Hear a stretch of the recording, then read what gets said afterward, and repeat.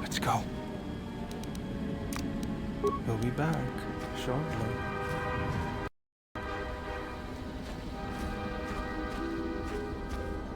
Minefield ahead. We can pick our way through, or take the time to disarm some and clear a path.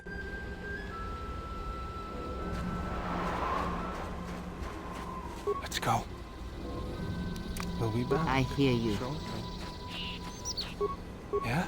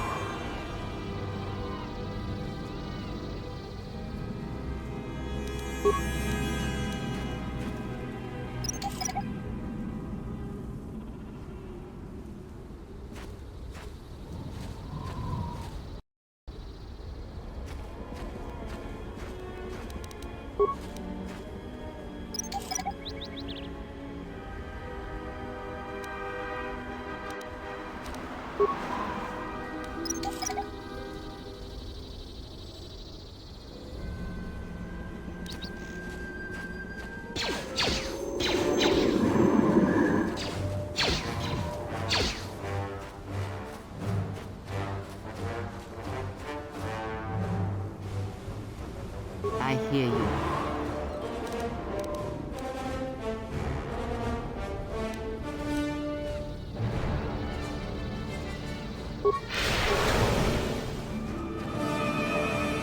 We'll be back shortly.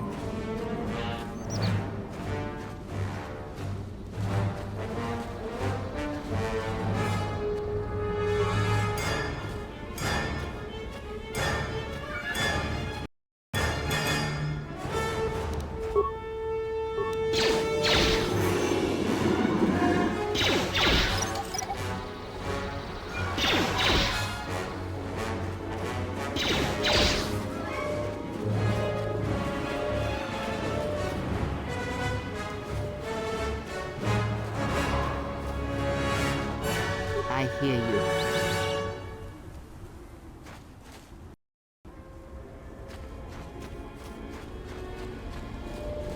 Yeah? What is it?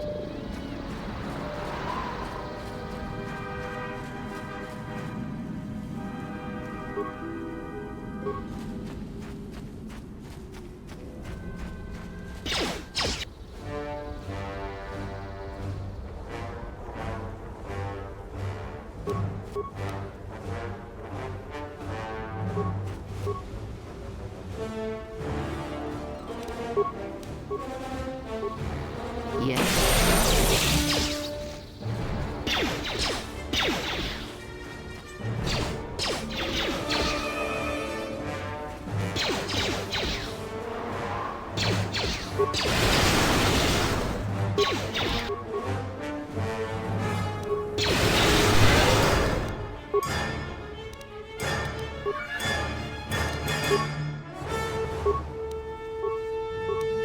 I hear you.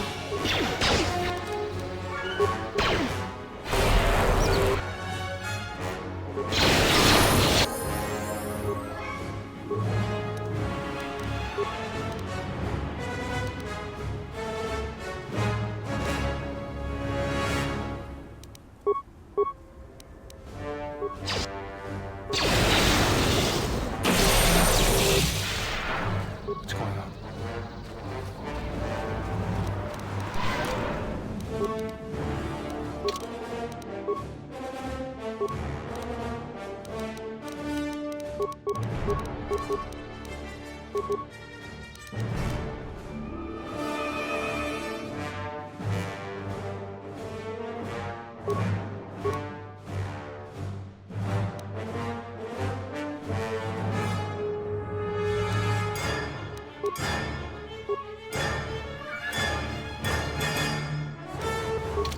I hear you.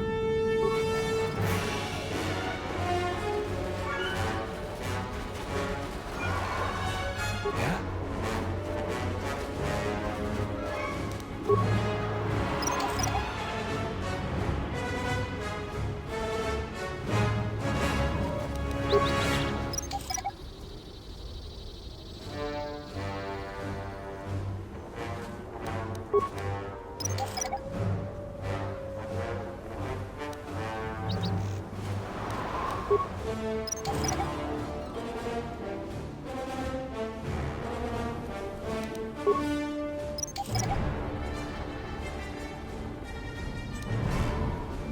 I hear you.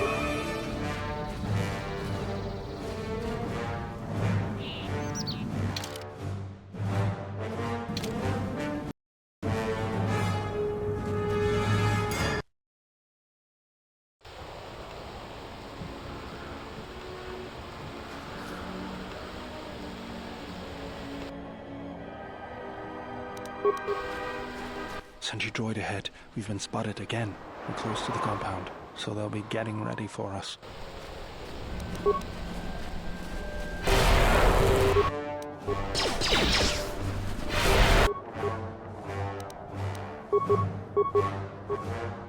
Let's go.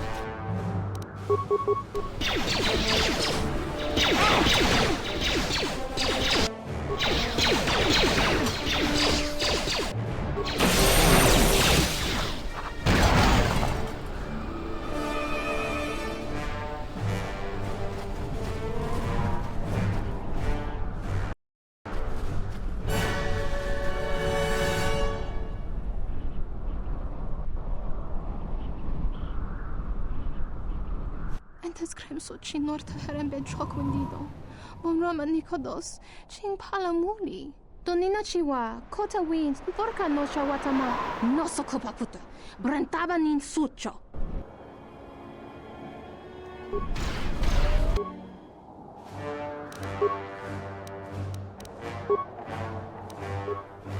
What is it?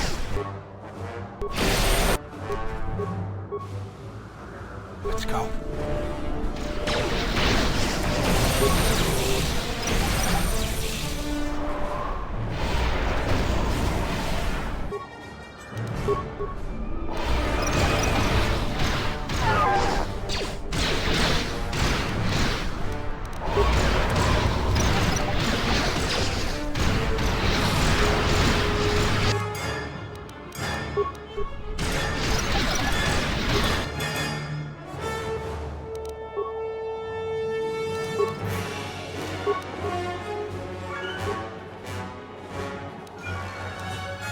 What is it?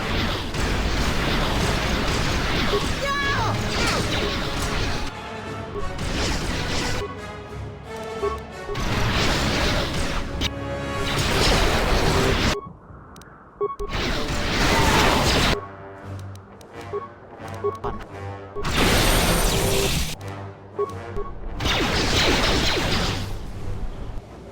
I will silence them.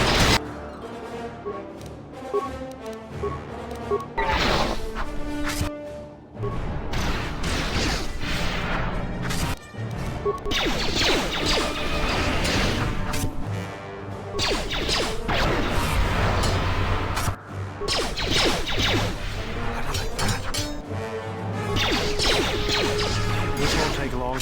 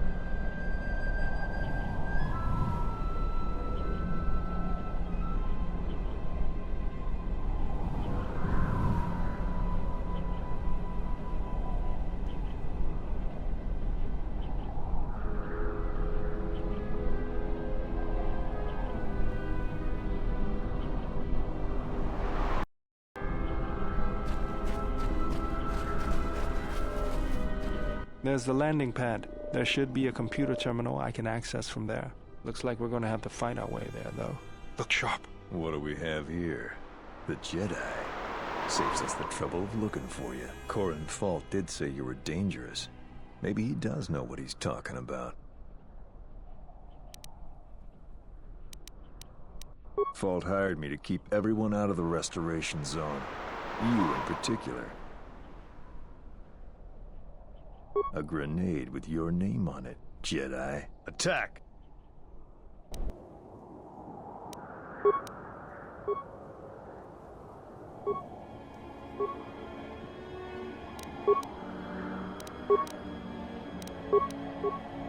I hear you.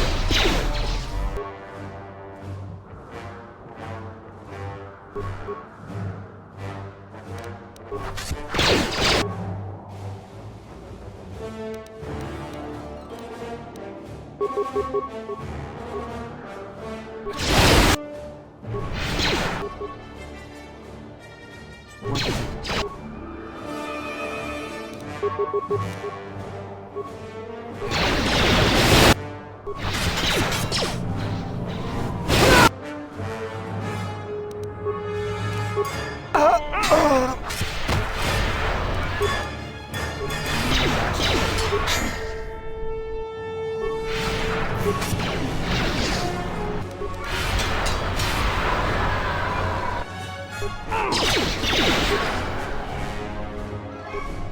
Let us end this. Let me handle this.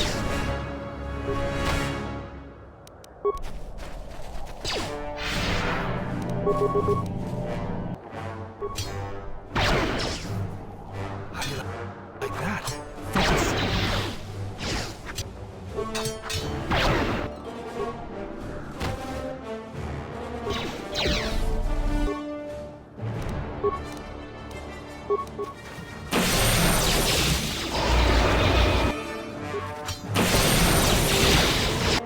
Get this over with.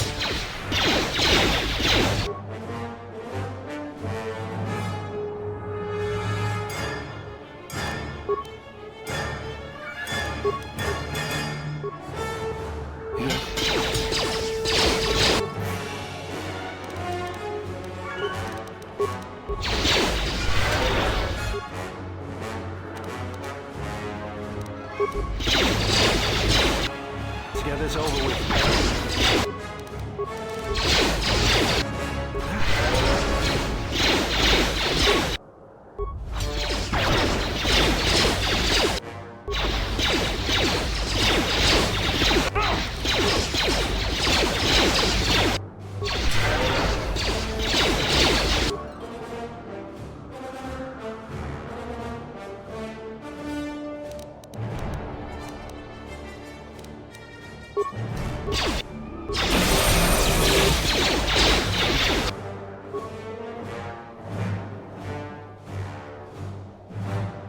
Yes.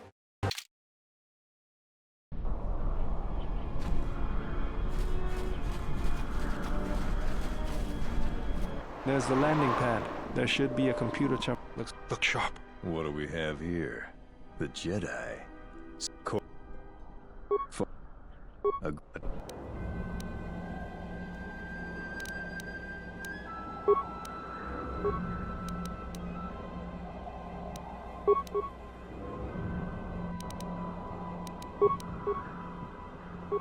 Let's go.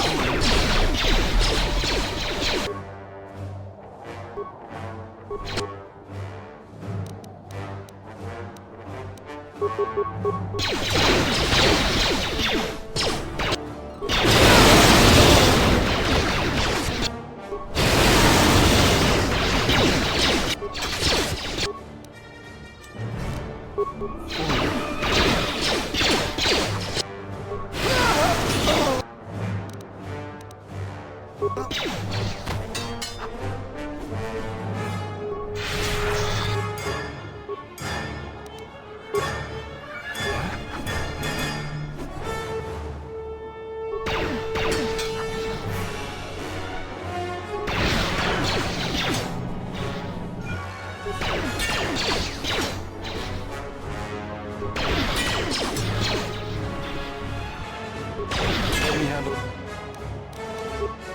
I will silence this one. Falling. Falling. I hear you. This shall not stop us for long.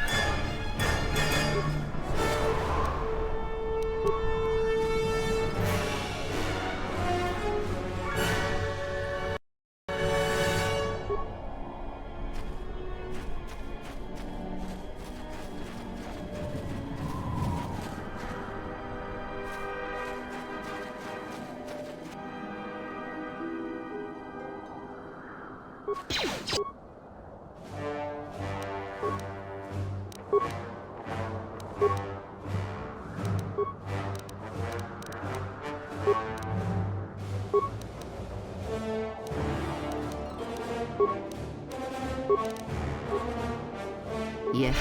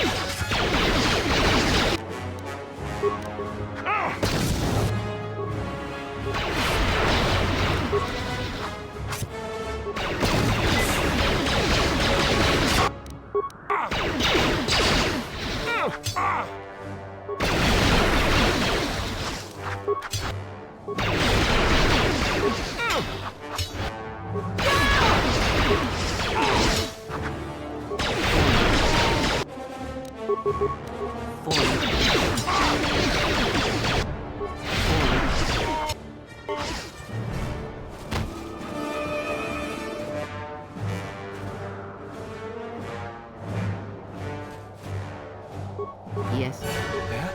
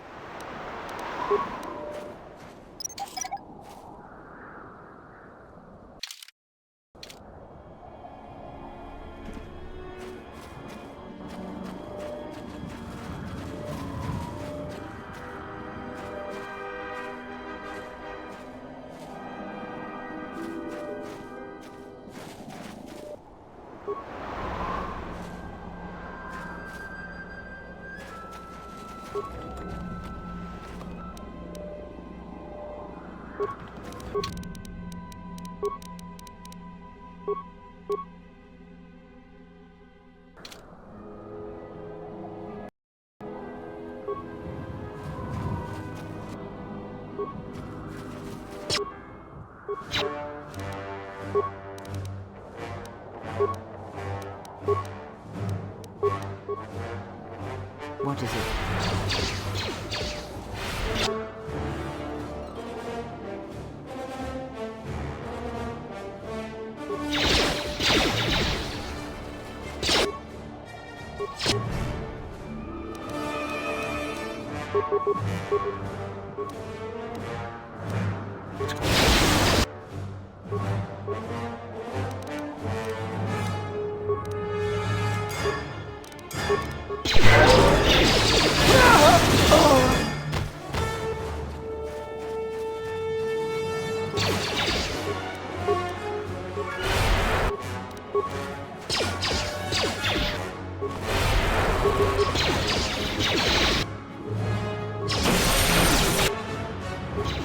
Let me handle this.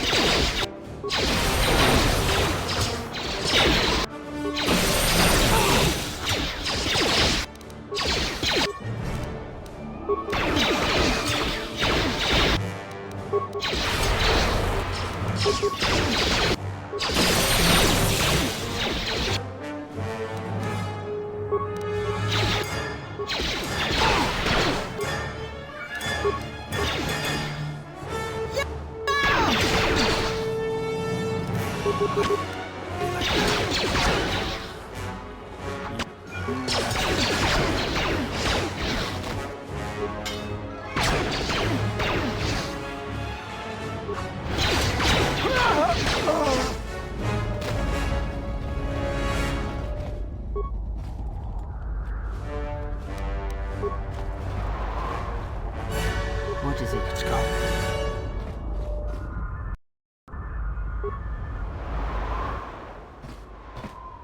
Hopefully I'll be able to access the shield network from this console. Good, it's functional, and my passcodes still work. Now let's find your ship. The TSF probably thinks the ship was put down in the wastes, but they don't know the planet as well as I do. Telos' atmosphere has been turned into acidic vapor. Landing a ship in the wastes would be like sealing it in a hangar full of hungry Minocs. So that means there's probably an unsanctioned landing site somewhere on the planet, still shielded, but not a restoration zone or other listed facility. That's why I need access to the shield network.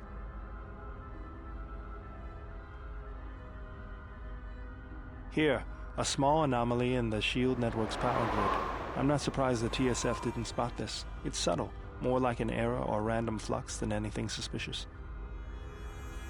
It looks like power is being drawn to generate a shield over a small area in the polar region, but nothing should be down there.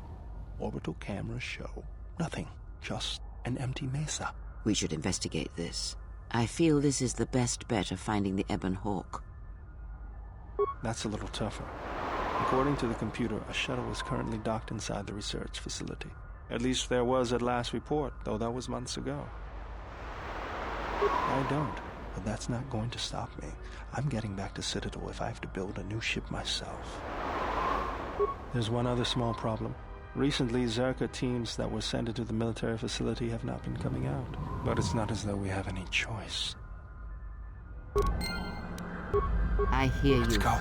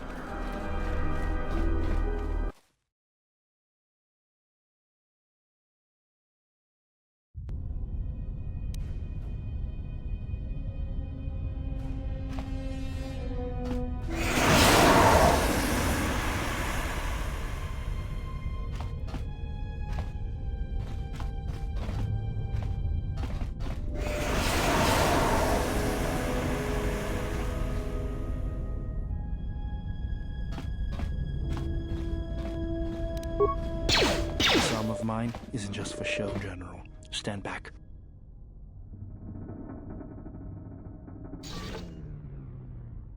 The Zerka mercenaries were a little surprised when I broke my way out of my holding cell.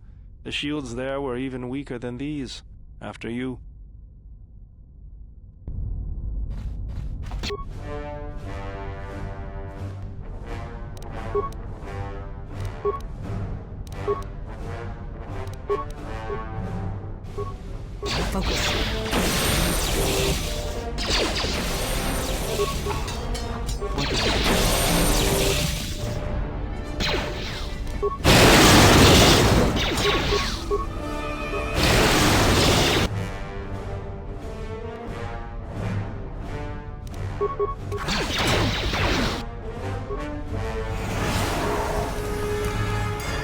Let's go.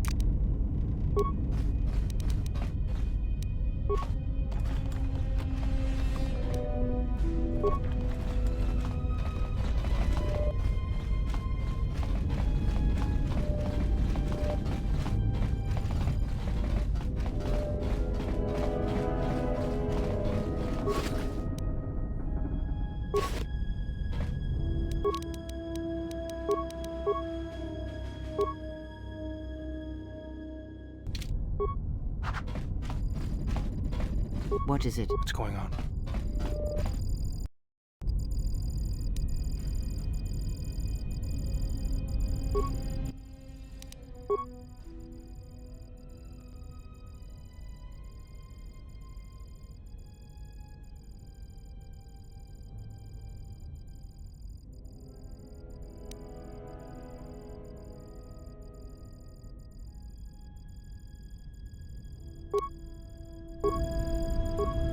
What is it? Yeah?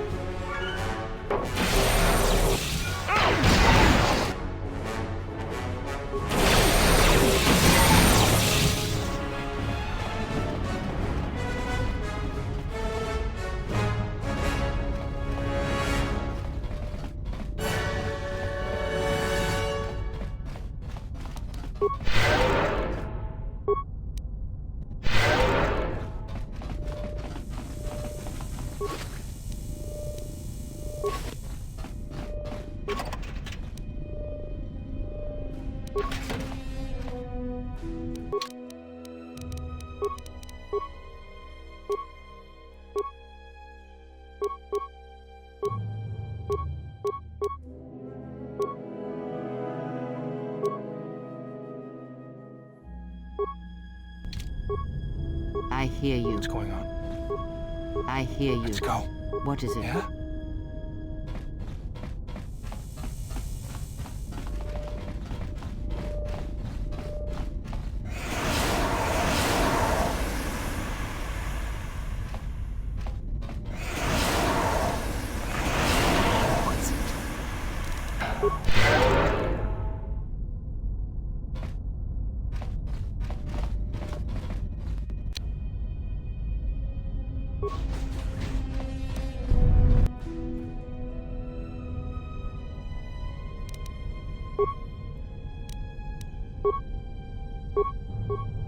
Yes. Let's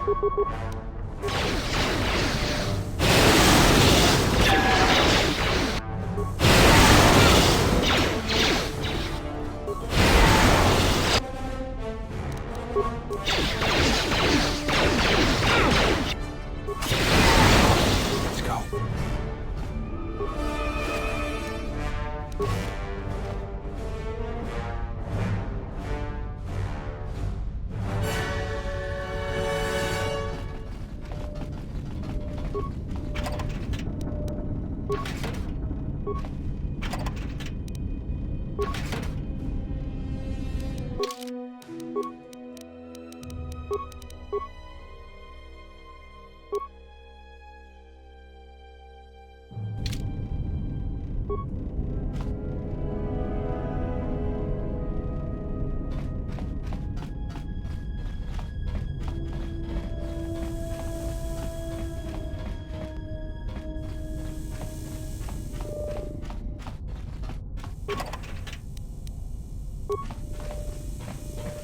What is it? What's going on? Take him down.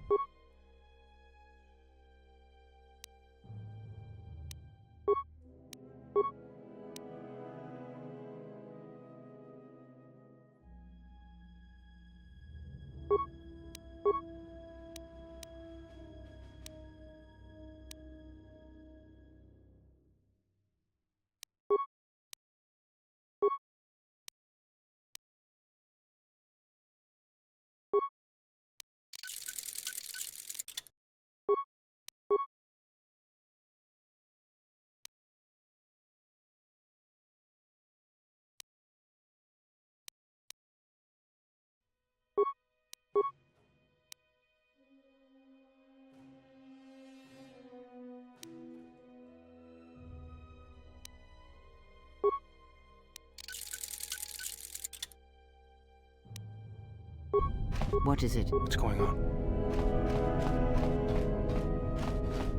What is it? Let's go.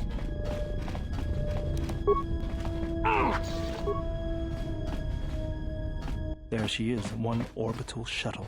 Looks like it's in serviceable condition. That's all a moot point, though. The hangar bay doors are closed. I don't fancy flying the shuttle through solid metal, so I'd say we need to find a way to get them open. We'll also need to find the ignition codes for the shuttle, or else we'll have some trouble getting off the ground. If we get all that, I wouldn't worry about what shape this heap is in. I'll get it running.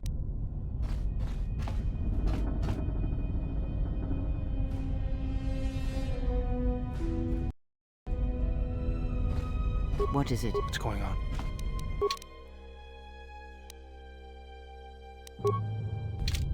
I hear you. Let's go.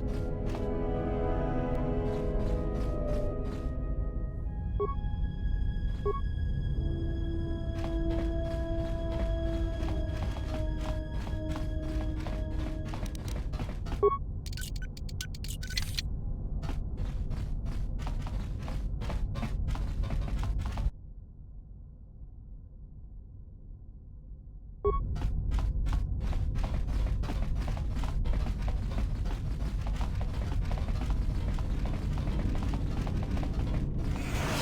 hear you. Let's go. Poison. What's it? I hear you. Let's go.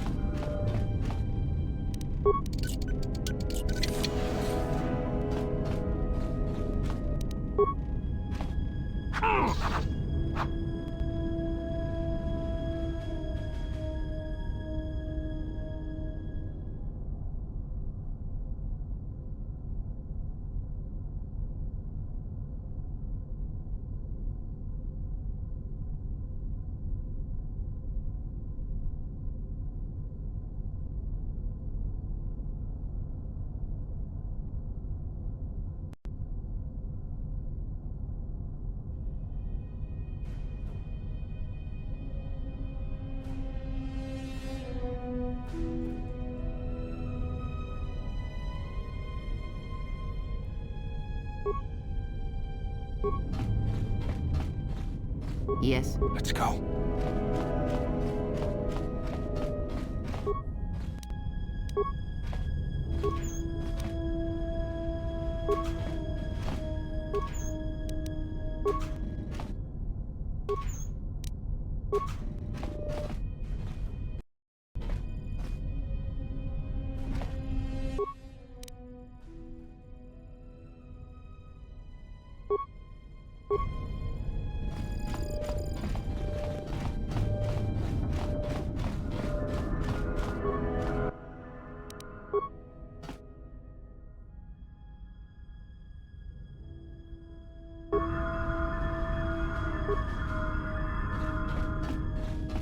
What is it? What's going on?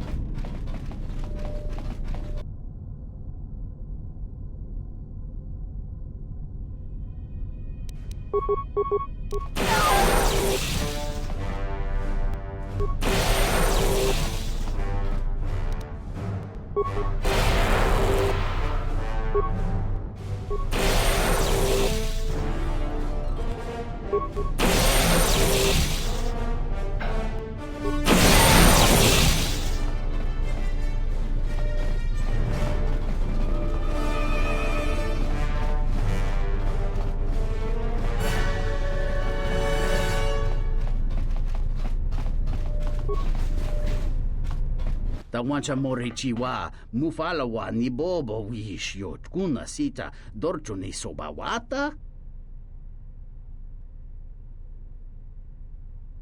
Kawana bota yunta tanga kinamatura. Tayaita, ta bosananansata. Tonata biasvia. Jicho watana, kunera que te dinito para más nucho.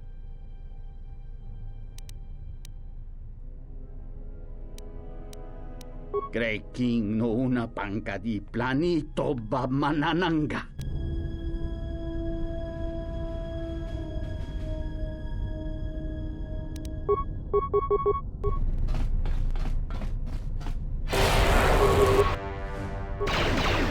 This won't take long.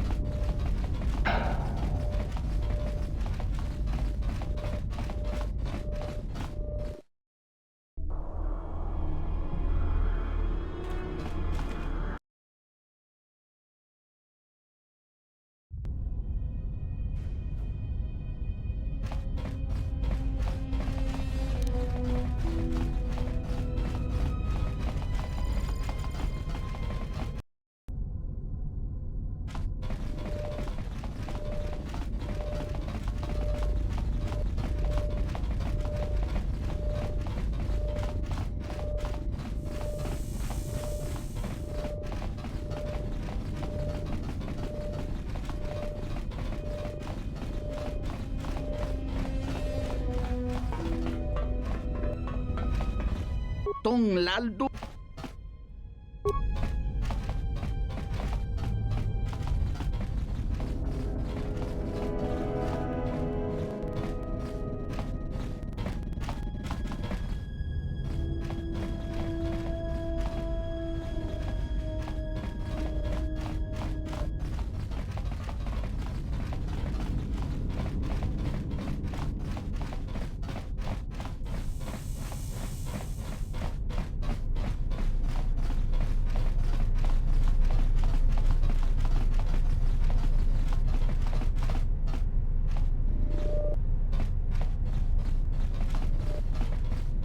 Yes? What's going on? This is too tough for me.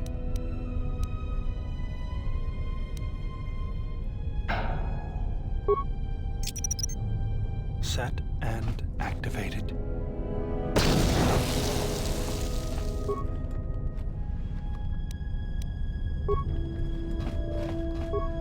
Yes? Yeah?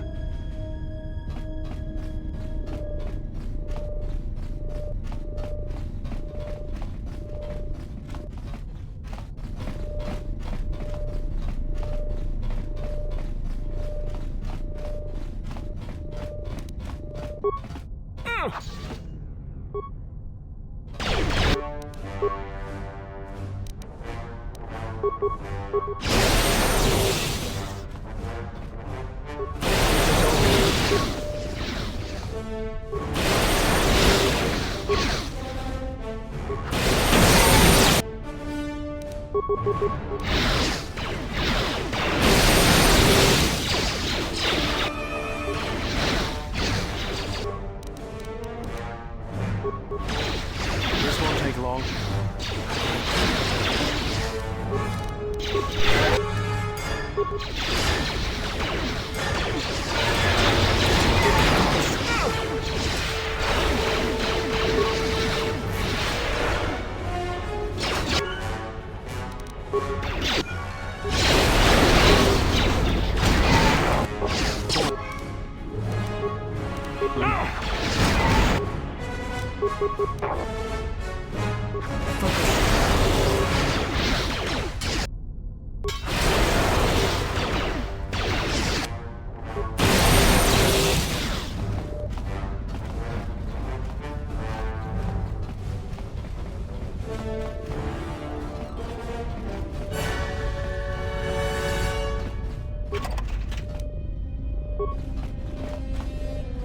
Yes? Yeah?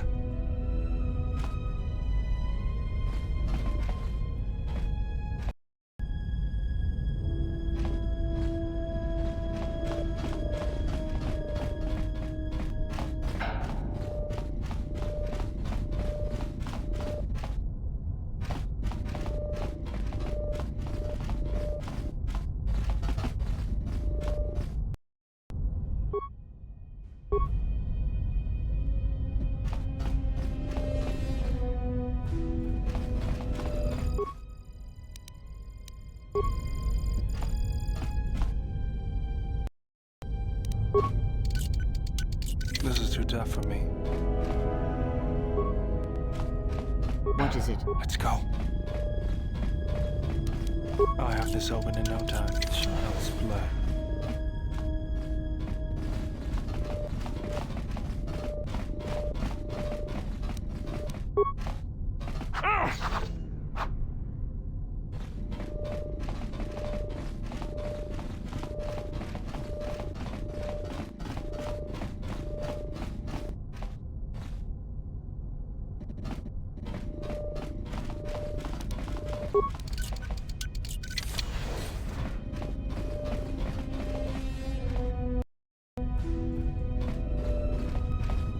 This droid has been damaged and does not appear to be functional.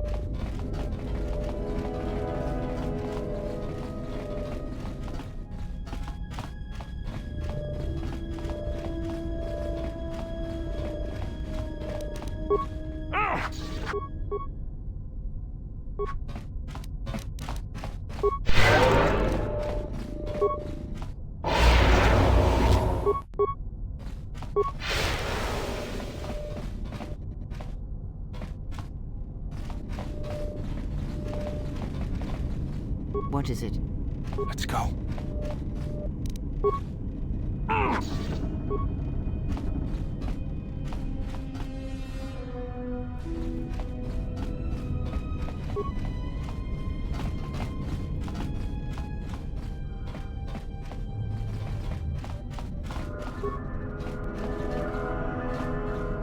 I hear What's you. going on?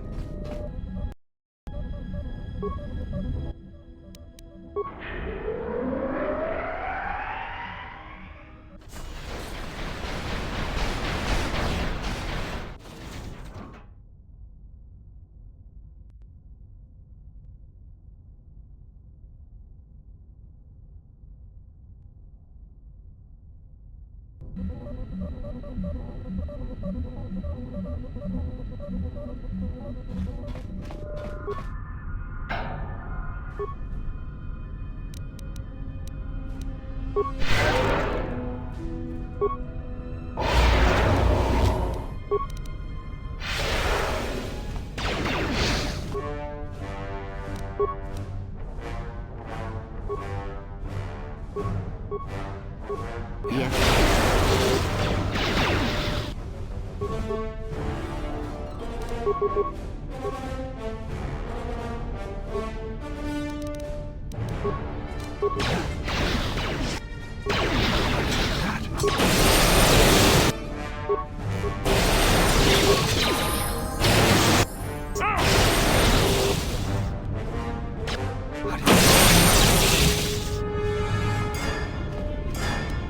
I hear you.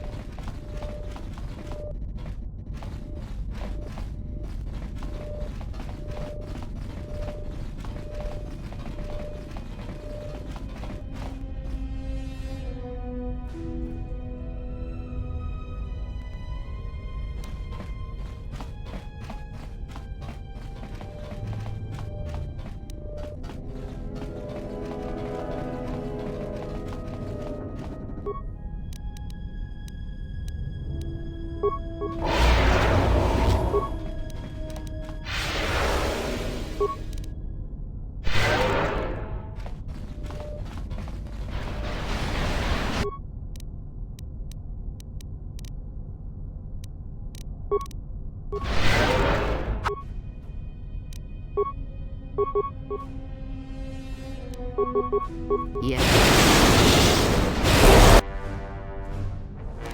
Over with.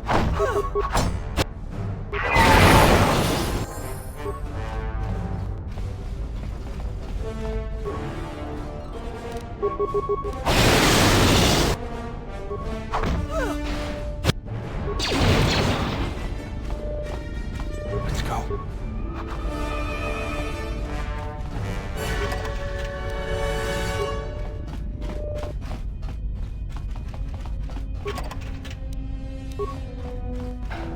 What is it? Let's go.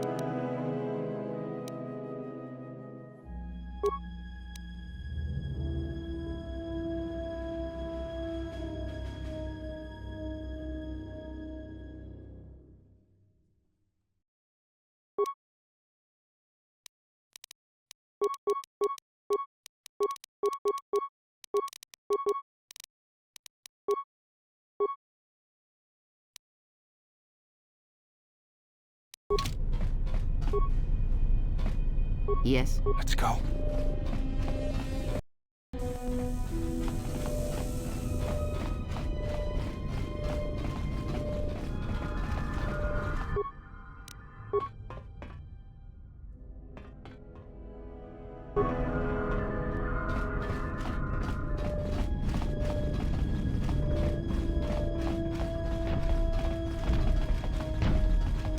Follow.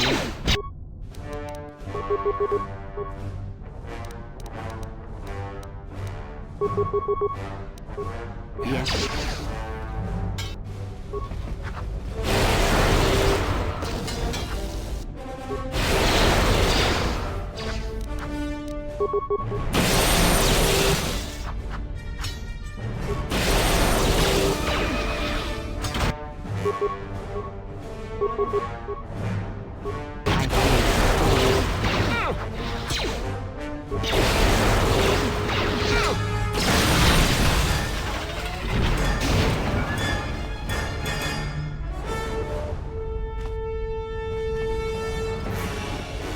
Yes. Yeah?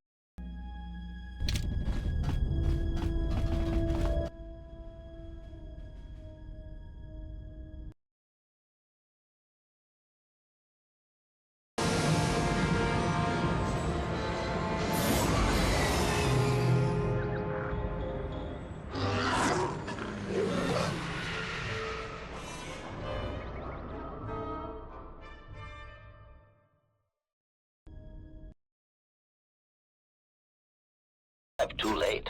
The target has evaded us. We must pursue it. Observation. They have likely escaped aboard the orbital shuttle that has been docked here. The Bay Control computer likely will have a record of their departure. Query. Have you discovered anything about the shuttle's course? Answer.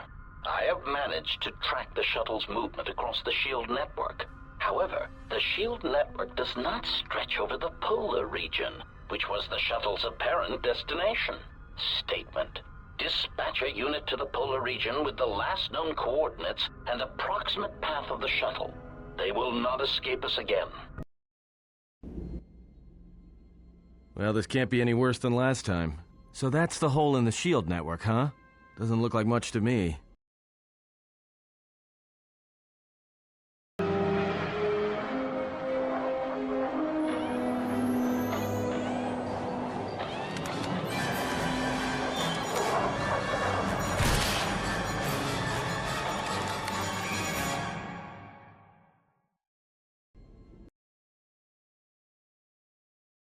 Walt?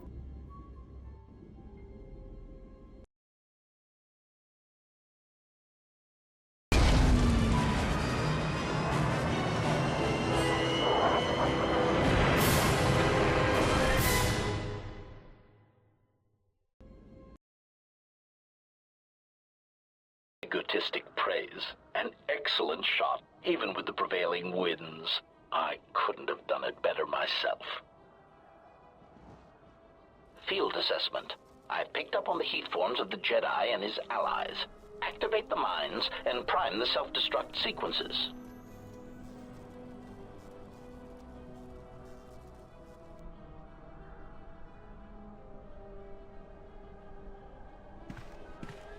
Relieved statement. Oh, Jedi, it is good to see you intact. We were concerned that shooting down your shuttle would damage you irreparably.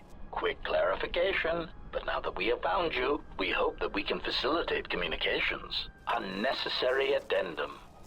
And put an end to hostilities.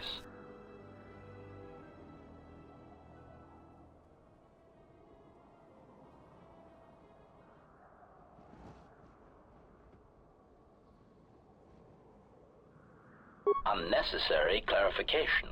We merely wish to cripple your vessel. Once we tracked your coordinates, we were able to deploy several droids in this location. Probing query. We are, however, curious as to why you chose to come to the remnants of the polar Telos irrigation system. There is nothing here that our instruments can detect. Eager threat. But we are looking forward to extracting your motives for coming here when we place you in torture restraints. Self-evident answer. Wherever you try to run, we will be there, armed and ready. Rhetorical query.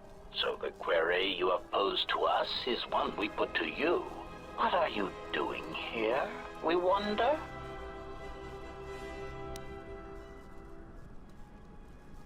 Chiding statement. Oh, Jedi. There are as many of us as are needed to capture or kill our targets. Egotistical boast. And there are far more of us than any one Jedi. Destroy one of us, and more shall rise from the wreckage. Unnecessary threat. And our attack protocols are more than a match for you and your allies.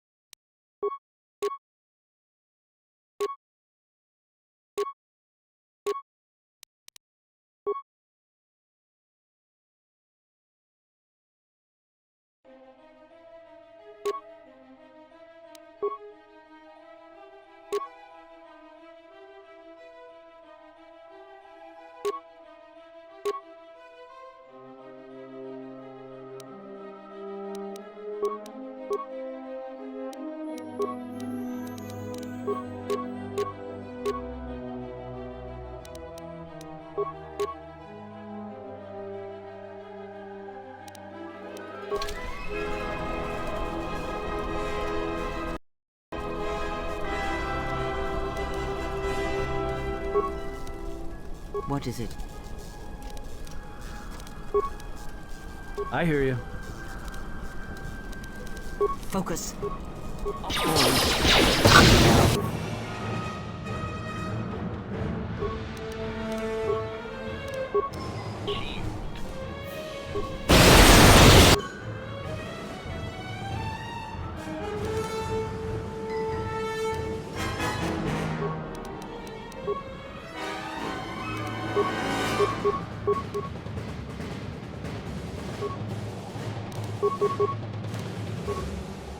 I hear you. More where that came from.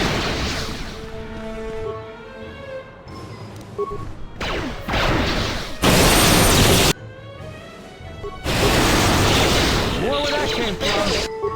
More where that came from. More where that came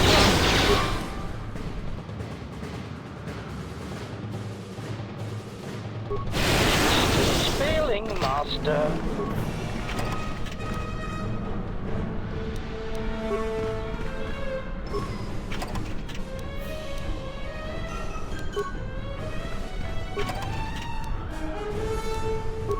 I hear you.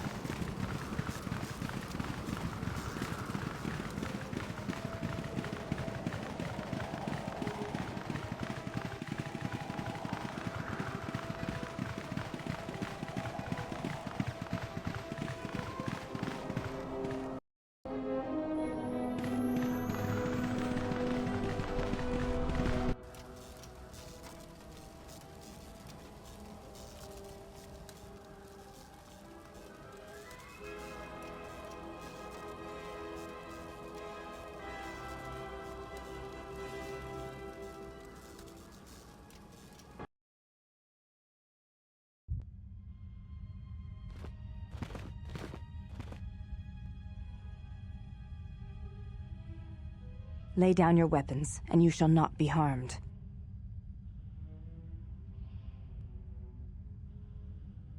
I will not warn you again. Drop your weapons, or we shall take them from you. Do as they say. I sense people come to no harm.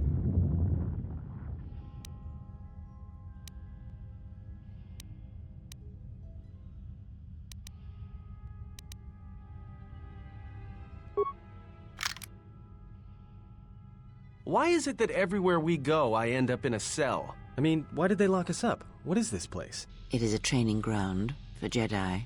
What? This ice hole? Yes, it bears the semblance of an academy. But where are all the students? Curious. You've got to be joking. What is a Jedi Academy doing out here in the middle of nowhere? It is a place hidden from the galaxy like the academy on Dantooine. But this place... Oh, Atris, you have been clever. Atris? It's none of your concern. Well, the sooner we're out of here, the better. 2 crazy Jedi are more than enough for me. No one told me we were going to be dumped in a nest of Jedi. And what is it about this place that causes you such fear? What do you mean? We're in the middle of a bunch of Jedi. You know how they are. No, I do not. Not in the way you seem to. What are you doing? Get out of my head! Stop struggling. Let me follow the current. Deep, deeper to its source. Stop! Stop! Ah! Ah, with the fear is mingled guilt. It squirms in you like a worm. And the why? Ah, and there is its heart. You surprise me. I could not feel it before.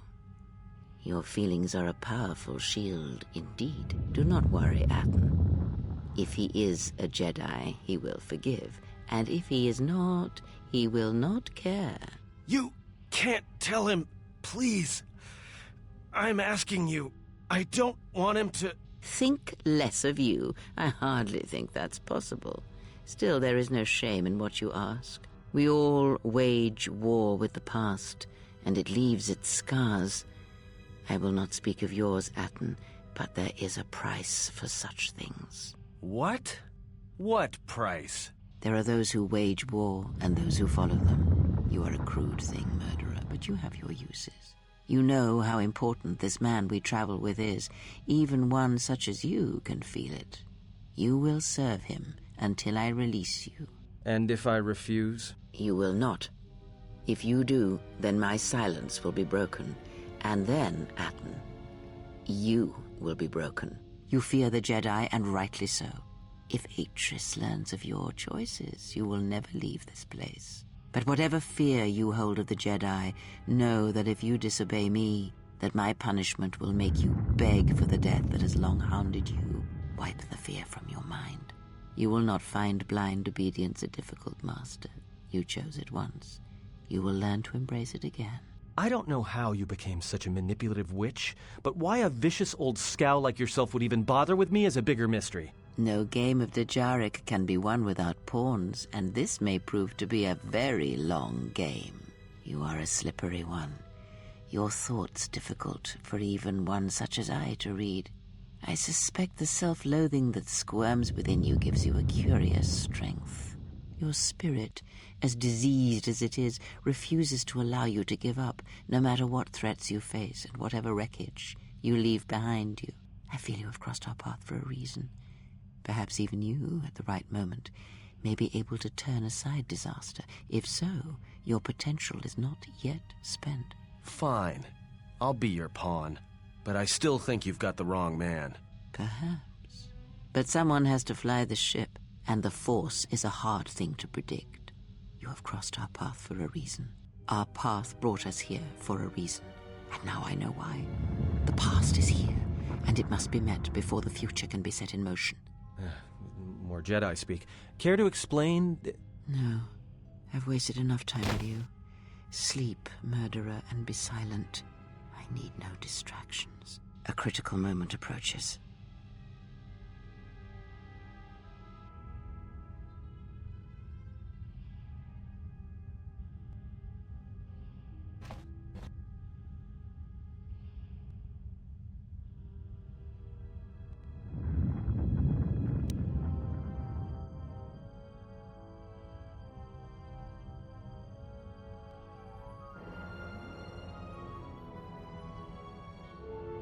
I did not expect to see you again after the day of your sentencing.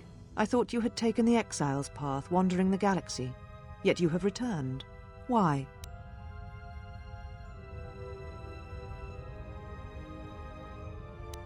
Your concern is noted.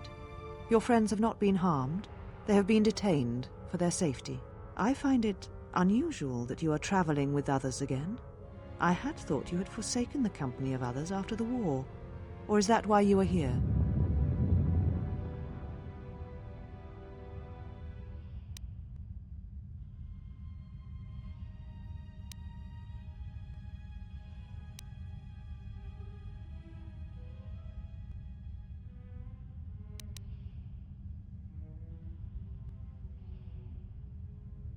Yet here you are. Perhaps you do not know yourself as well as you think. Regardless, your arrival here begs an explanation.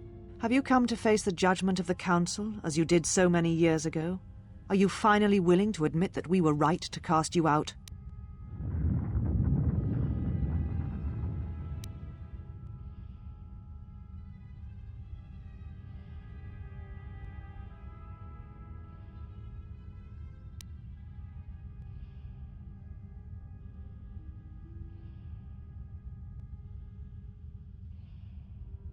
You and all the Jedi who followed Revan caused the Jedi Civil War.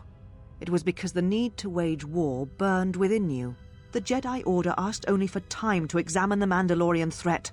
They urged caution, patience, and you defied them. So when you returned, you were brought before us. You were a Jedi no longer, and so you were exiled.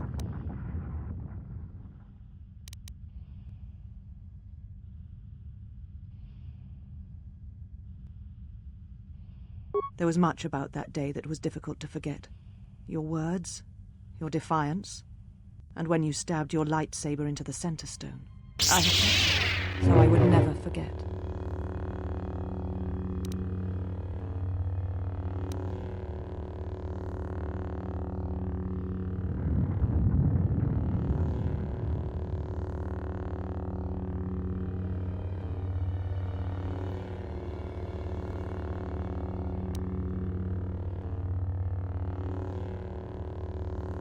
I have always kept it, as a reminder of what can happen when your passions dictate your actions.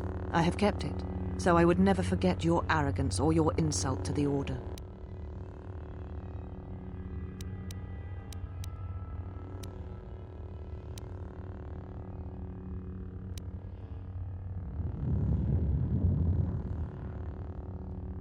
Then you misunderstand its meaning while it is in my possession, and what it now represents. But I am not unsympathetic to your feelings. Leaving the Order must have been difficult for you. Yet you gave the Council no other choice. You gave me no other choice.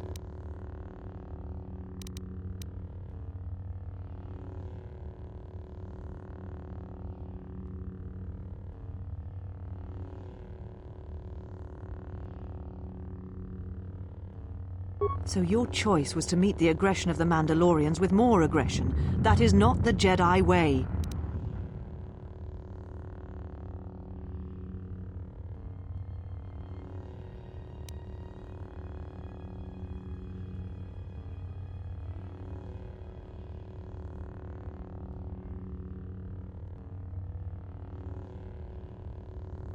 Every choice we make, whether we know it or not, sends echoes through the Force.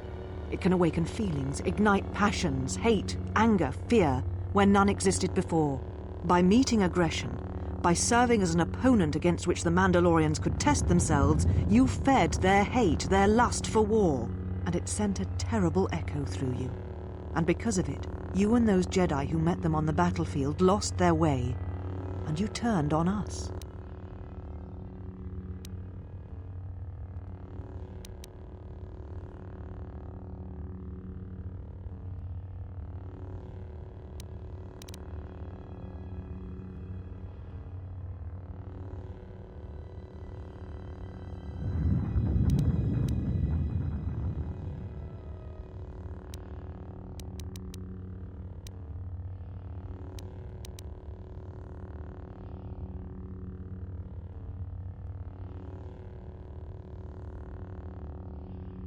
Then you would die a second death.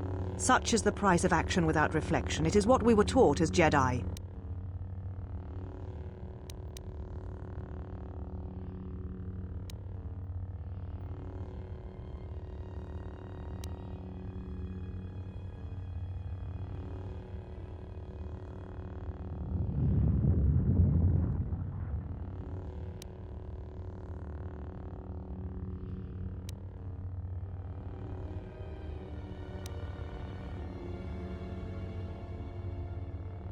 There was no guarantee that marching to war would have saved the Outer Rim. In fact, quite the opposite.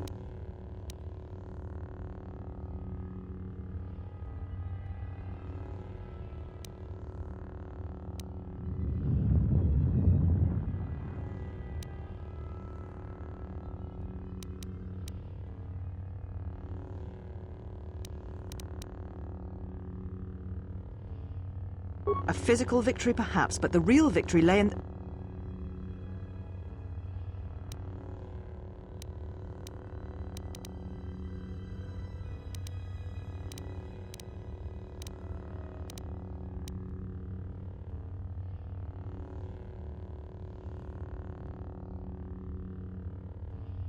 You do not know...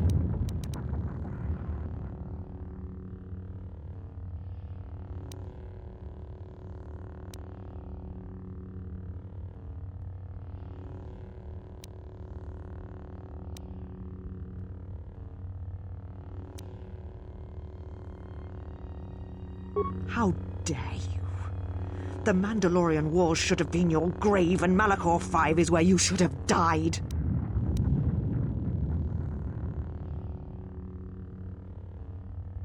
What? What do you mean?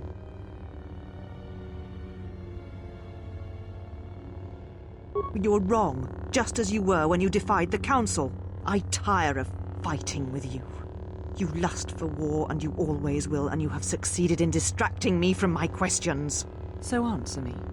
If you cannot seem to admit the Council was correct, then why are you here?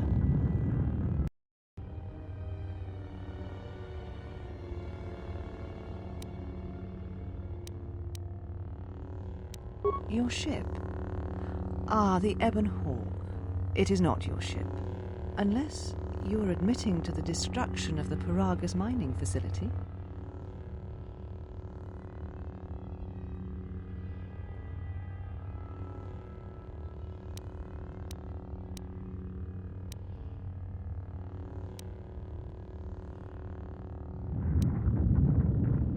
The Ebon Hawk is here, safe. Its records and navicomputer are being dissected to determine what caused the destruction of the Paragus facility.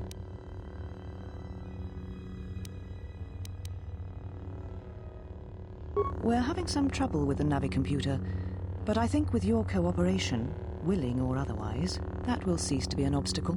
If it is your ship, perhaps I should be questioning you as to what happened, and why you destroyed the facility and murdered all the miners stationed there.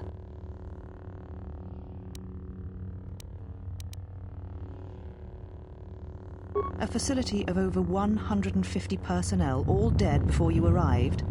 A childish story to mask your crime. And with the facility destroyed, you think there is no way to confirm your story. But I will pry the truth from you, I promise you that.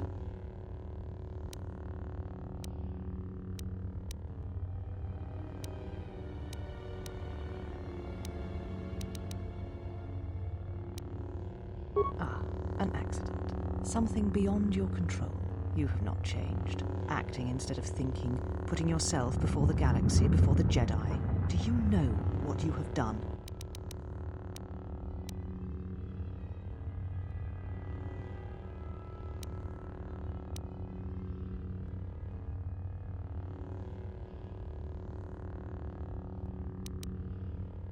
Without the fuel from Paragus, Citadel Station cannot maintain its orbit. It will crash into the planet and its destruction will echo across 20 other worlds.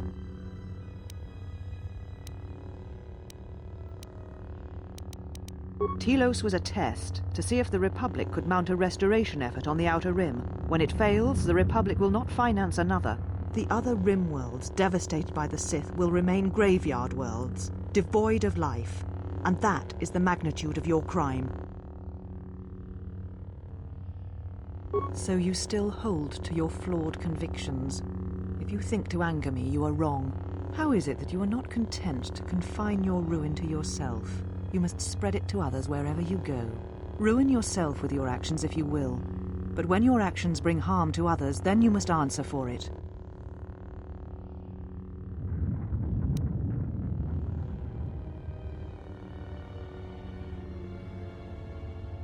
The Sith? What do you mean?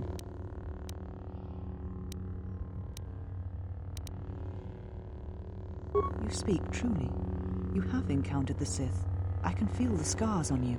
And you encountered them on Paragus. But what would they want there? They can't have been looking for you.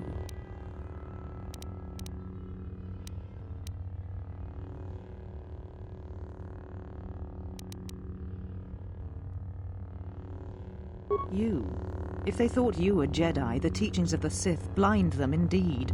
I am the last Jedi, not you. You betrayed our teachings, our beliefs, the very core of the Jedi Order. If these Sith attacked you, they will soon realize their mistake. And if you escaped, they most likely let you go to see if you would lead them here.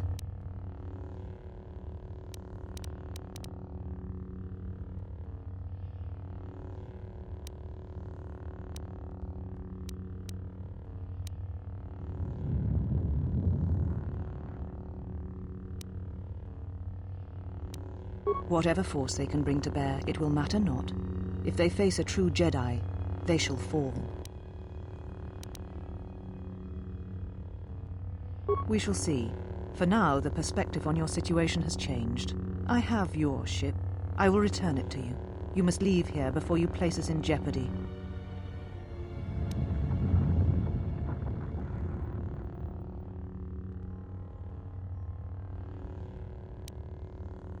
You offer your aid after turning your back on me, on the Council. The Jedi is not something you embrace out of fear. The commitment is stronger than that, something you never seem to understand.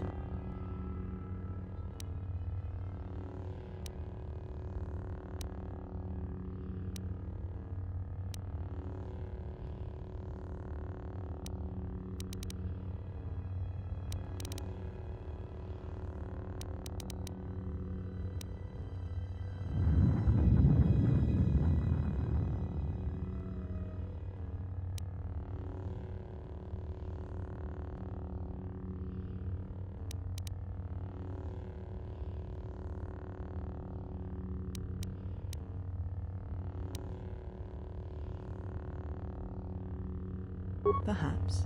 But if you help me, it cannot be done from here. There are others in the galaxy who may help us against a Sith threat. If you can find them, gain their trust, perhaps our defenses shall be stronger for it. Take your ship, seek them out. If you find them, encourage them to gather on Dantooine. From there we can call a council and see what can be done.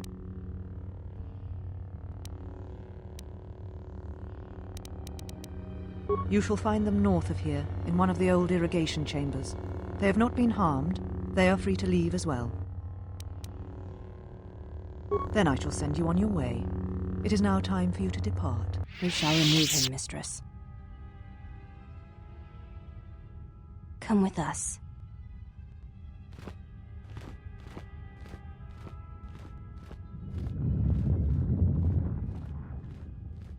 Are you all right, mistress? The exile brought up feelings best left forgotten. Forgive me, mistress, but I must ask. The exile, I've never seen another affect you so strongly.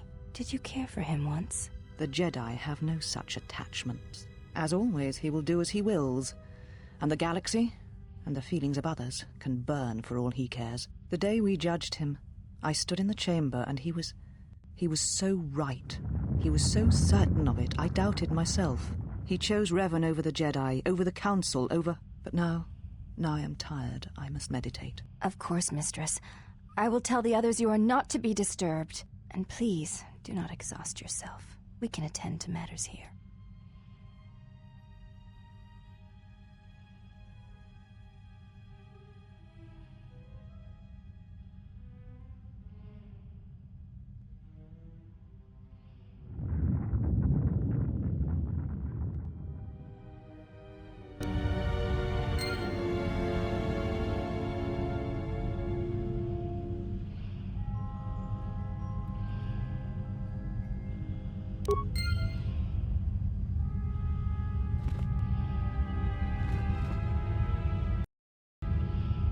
Why have you approached me? I would welcome a chance to instruct you. I have been anxious to teach you many principles of combat ever since you invaded this place.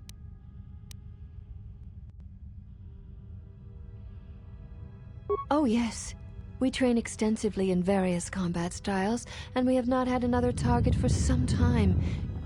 You may prove a pleasant diversion.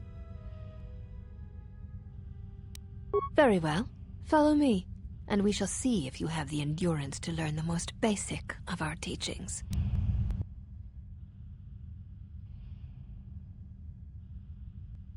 Before we begin, are you familiar with the Chani traditions?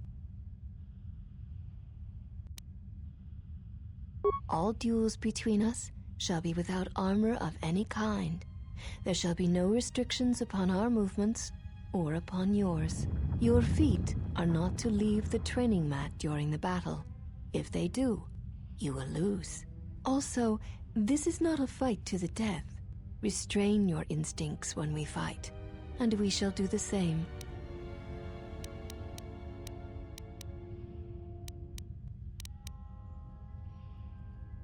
The fight will be with hands and feet only. No stimulants, shields, weapons, or other items.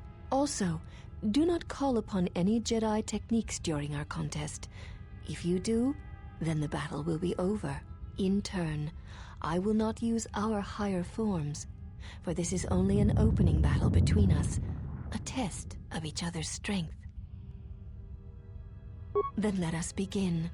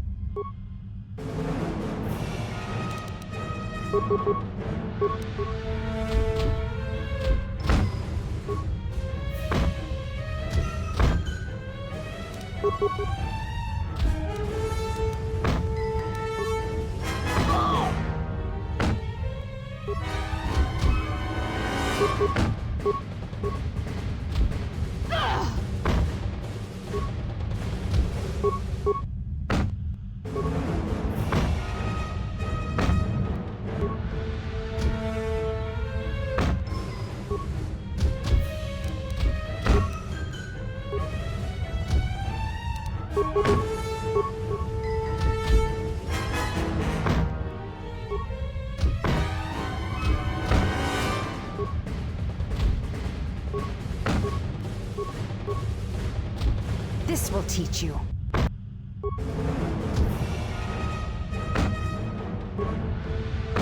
This will teach you.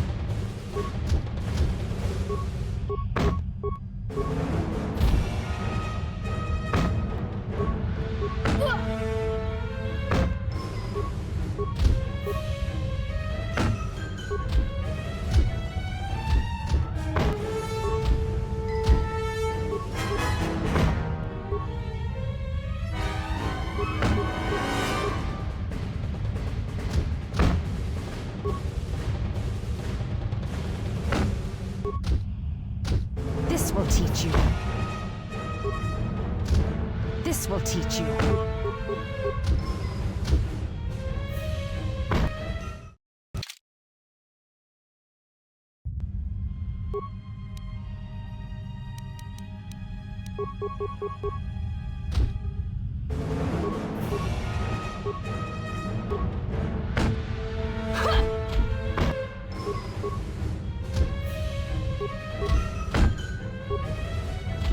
This will teach you.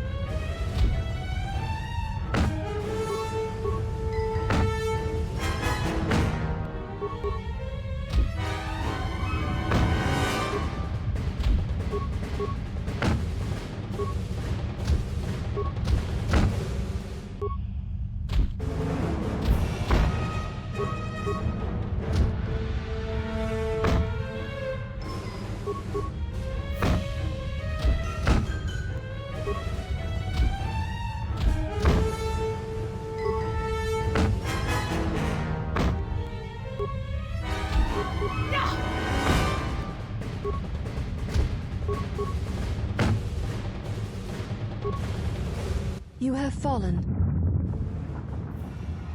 Very well. It shall be the same as before. Hands and feet only? No. Then...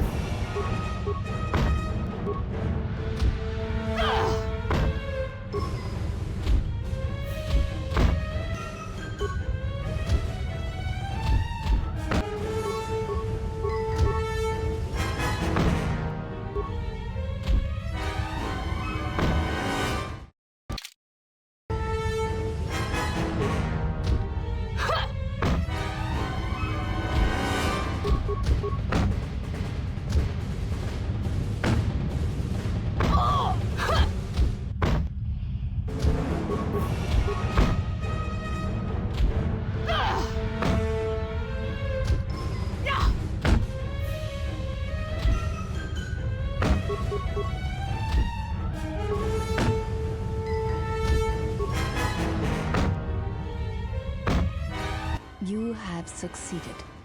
If you wish, you may challenge us again, and we will progress to more advanced movements.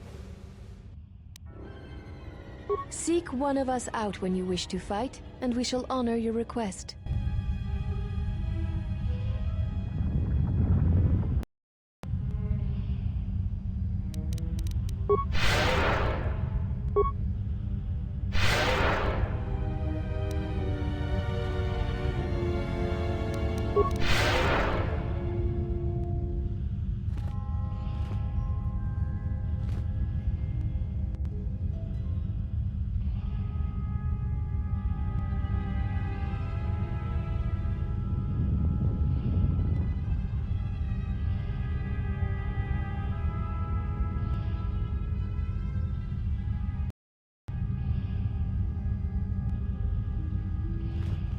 Have you returned to fight again?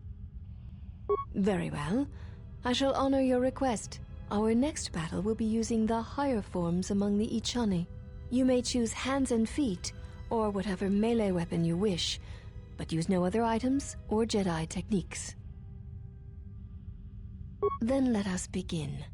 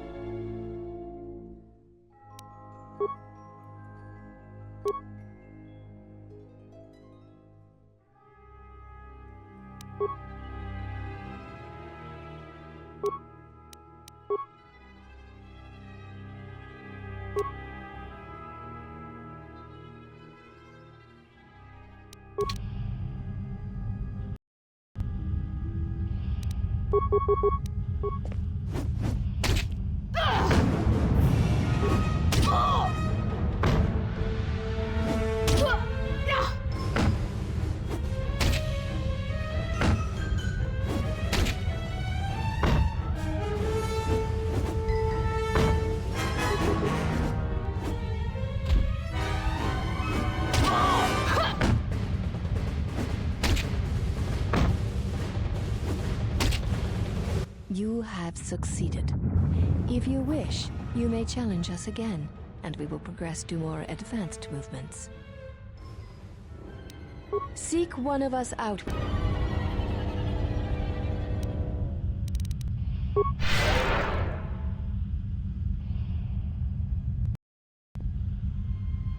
Have you returned to fight again? Very well. I shall honor your request. Our next battle shall be free of restriction on weapons and items, and you may use whatever technique, Jedi or otherwise, you wish to attempt to defeat me. In turn, I will spare none of our forms against you. Then let us begin.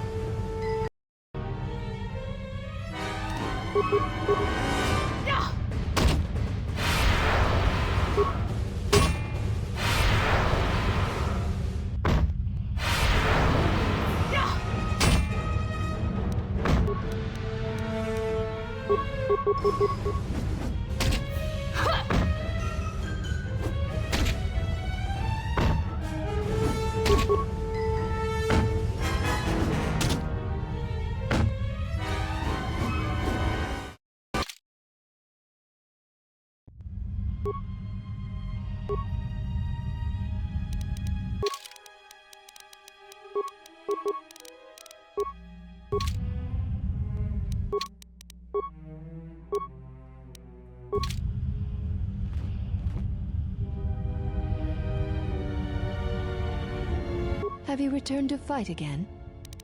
Very well. Our next battle shall be free of restriction on weapons and in turn, then let us...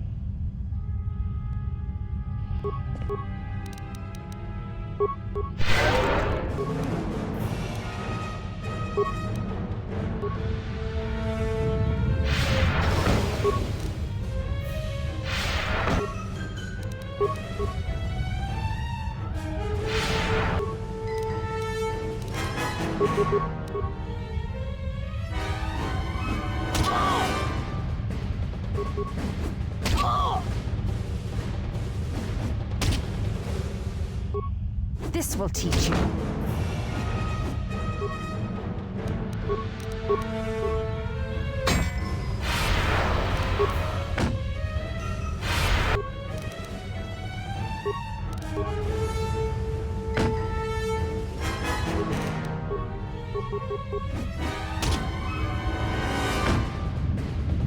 You have fallen.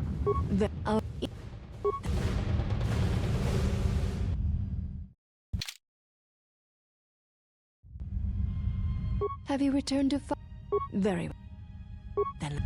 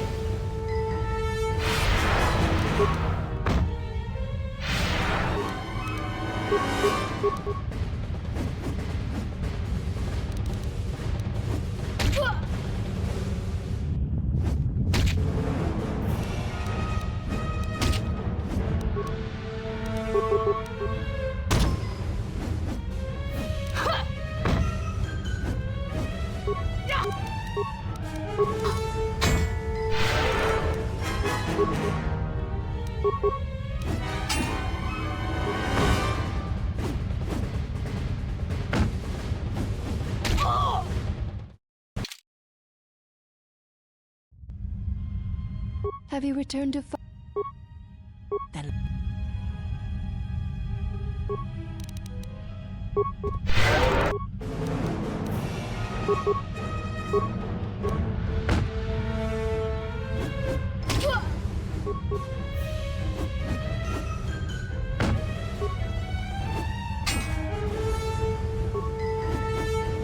This will teach you.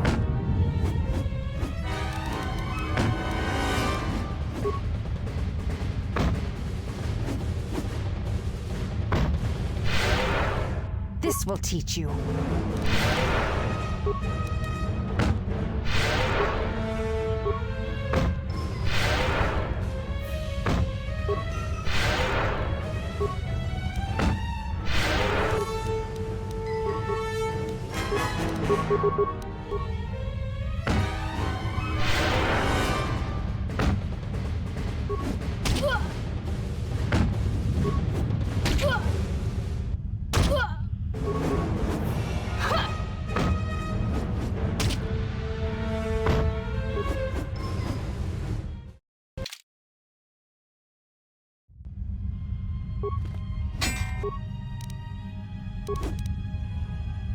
Have you returned to the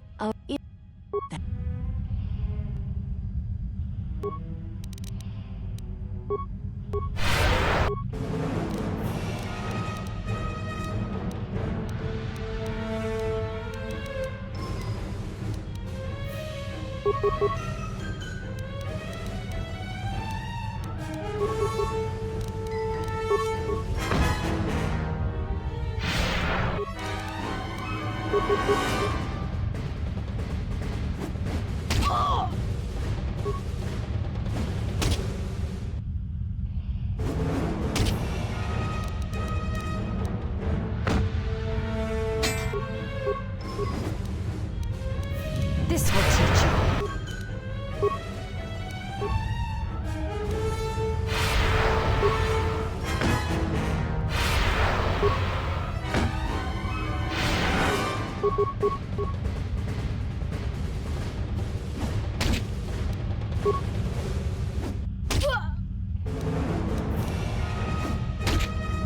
You know much of melee combat.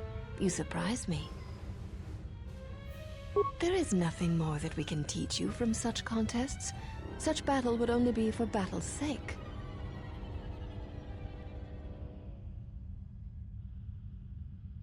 If that is what you wish, then we shall honor it. We shall see how you fight against a group of us. We shall take you in a pair, using everything at our disposal. Use whatever item, weapon, or Jedi technique you wish. We shall match it. Seek one of us out when you wish to fight, and we shall honor your request.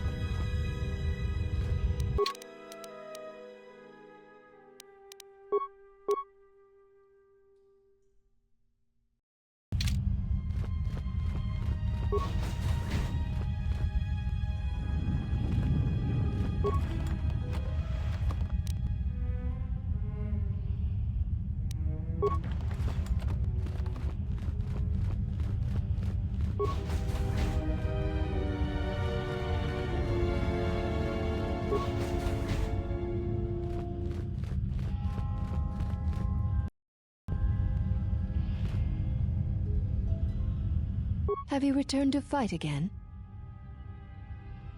There is nothing more. If wish, use whatever. Then.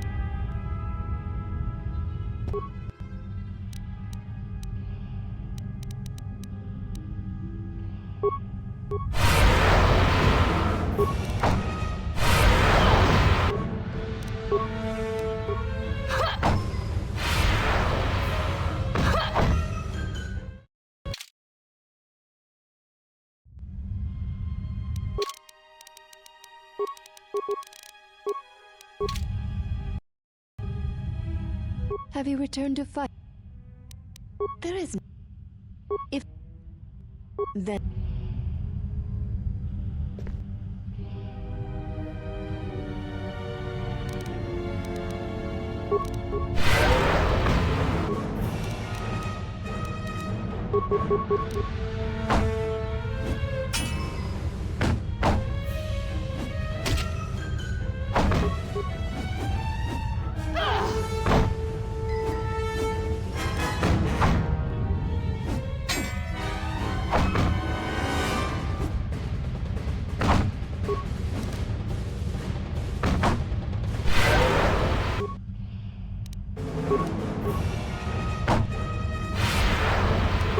This will teach you.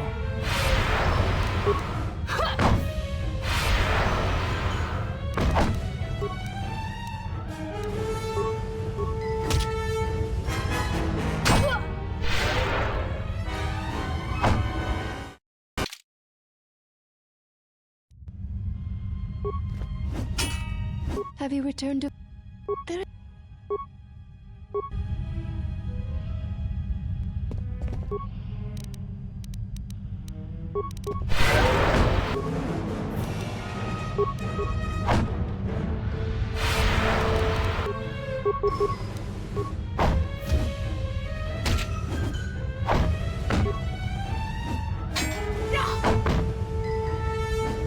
This will teach you.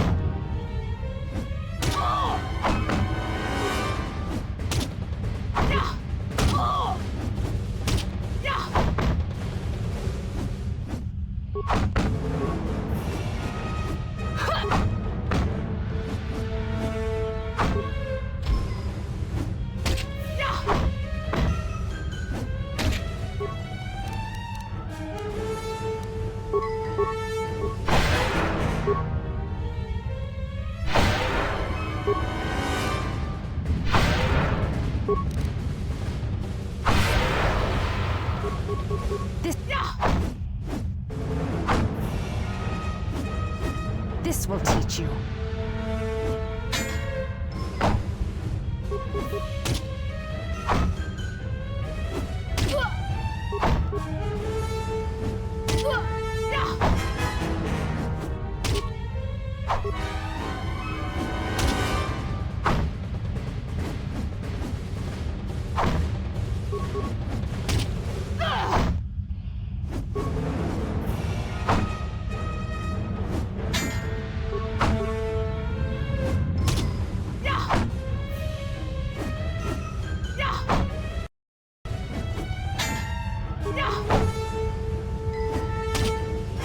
You are a strong opponent.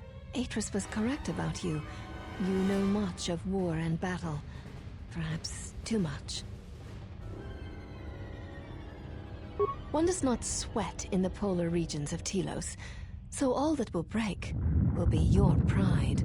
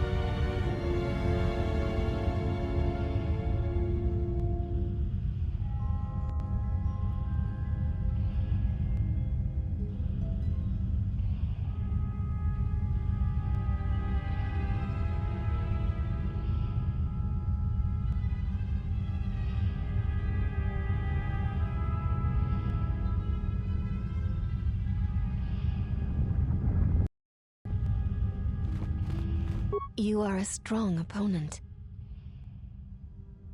One does not...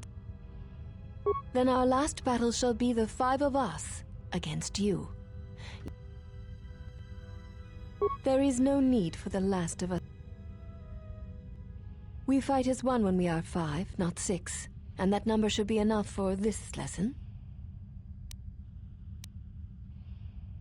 Very well.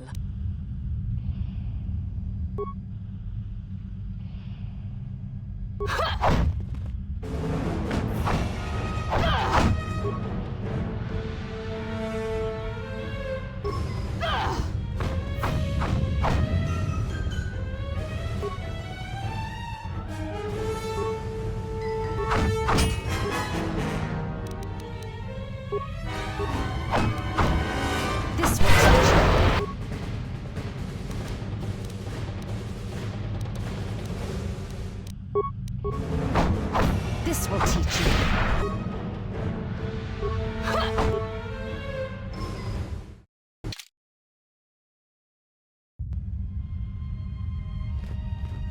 You are a one. There.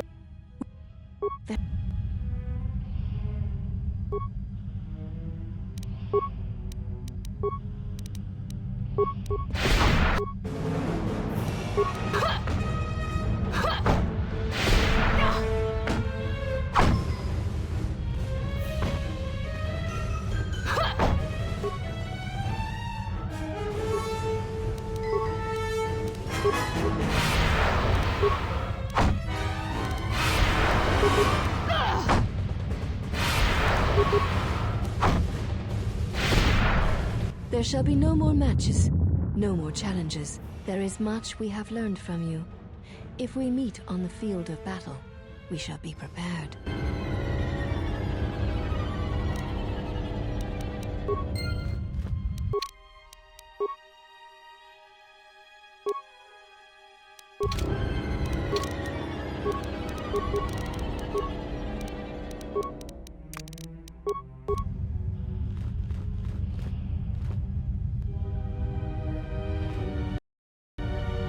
You are the exile, the one Atris warned us about.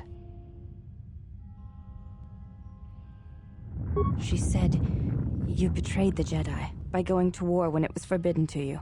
You turned on your masters, your teachings, and yourself. That is not all she says. She says you know nothing of loyalty to any cause except your own animal instincts, and she told us why you fell to the dark side. Atris says that you fell to the dark side in the Mandalorian Wars when you gave in to your lust for battle. Once you tasted war, you could not give it up. Atris says when the Dark Lord Revan returned to the Republic, you did not march with him because you had fallen so far you could no longer feel the Force.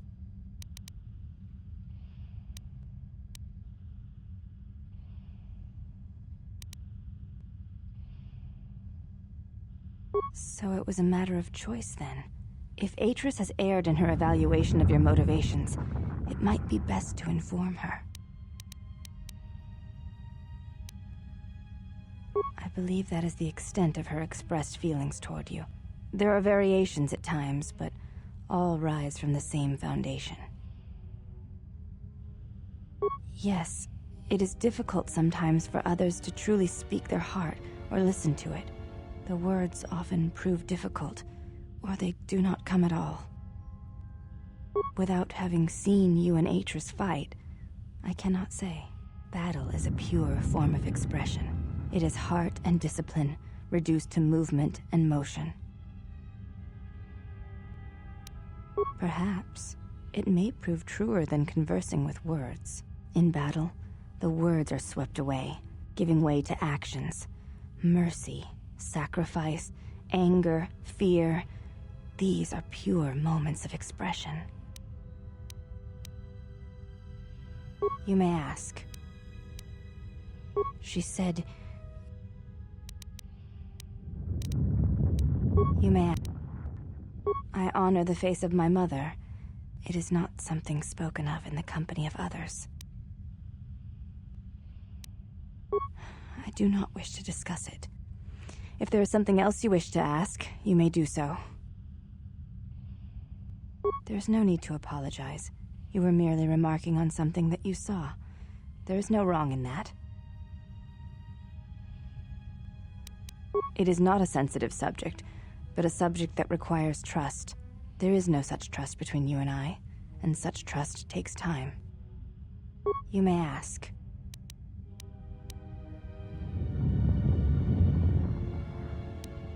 Before you go, Exile, question for you, if I may ask it. You have touched the Force. What does it feel like? Please, I wish to know.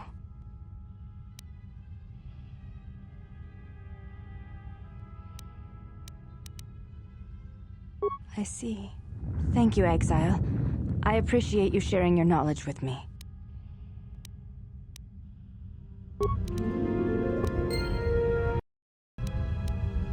You have returned.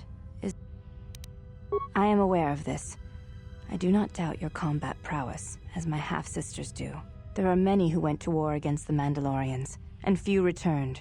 You were one of them.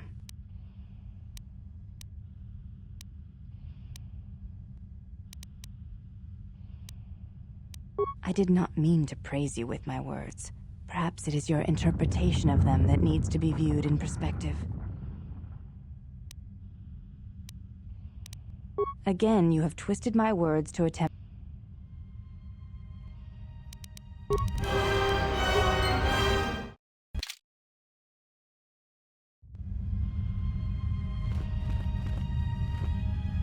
There shall be no more There is much we have learned from you.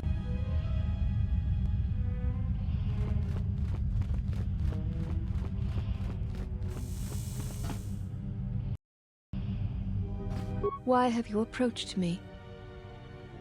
You will find them in the main irrigation channel room, in the northern part of the plateau interior. The particle emitters there that once governed the flow of water to Telos can double as force cages. It is not part of my duties. Free them yourself. Then you must leave this place.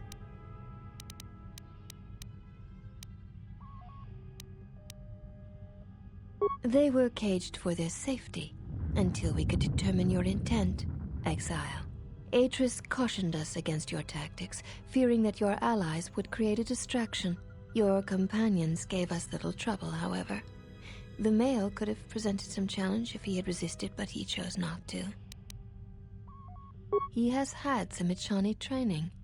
He masks it well, but when you are in danger, his mask dropped into a stance we know well.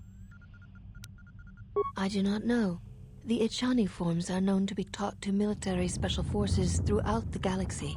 If the source is a mystery to you, perhaps you should ask him. It would be wise to know those you travel with. Your ship is stored in the hangar. Atris has given you permission to leave this place, and permission to return if you remain in her service. You may ask... The mistress? What of her? She is meditating, and she does not wish to be disturbed. Your presence here has troubled her, and I hope you do not choose to trouble her further. She leads us. As she rebuilds Telos, she rebuilds the Order, and through them, the galaxy. We serve the Jedi. We do not question them. Yet, Atris has told us that the work here at Telos may pay for similar efforts in many worlds along the Rim that were destroyed when the Jedi turned on each other. She has said the Jedi Order needs such a foundation if it is to rebuild. She faults the teaching of many of the Jedi Masters as the spark of the Jedi Civil War. Atris has said that if Revan and Malak had been properly instructed in the ways of the Jedi, they never would have fallen, and nor would you, Exile.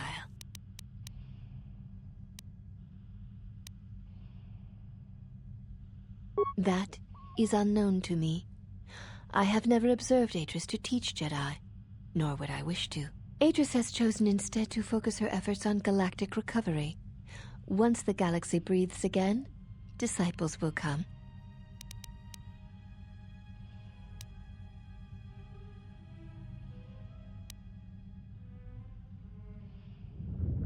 She predicted you would say as much. She seems to know you quite well. Perhaps you are the one who knows nothing.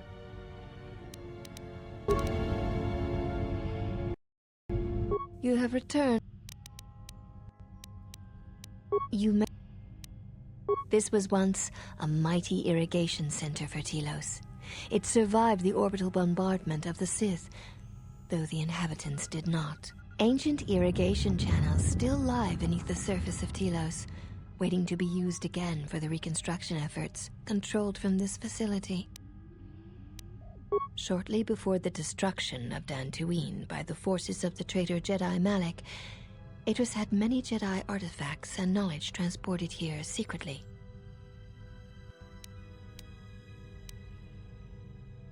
The Jedi Council sensed it, Master Vrook, Master Vandar, but it was too late to do much except make arrangements for evacuation. It was a dark day for the Order.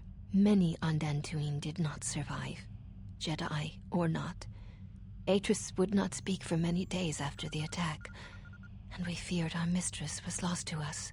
In time, she regained her voice and her strength. She brought the artifacts and the teachings of the Jedi here and has kept them safe. Even the Sith prefer live prey to scavenging a corpse. She thought that a world already savaged by the Sith would not prove a target a second time.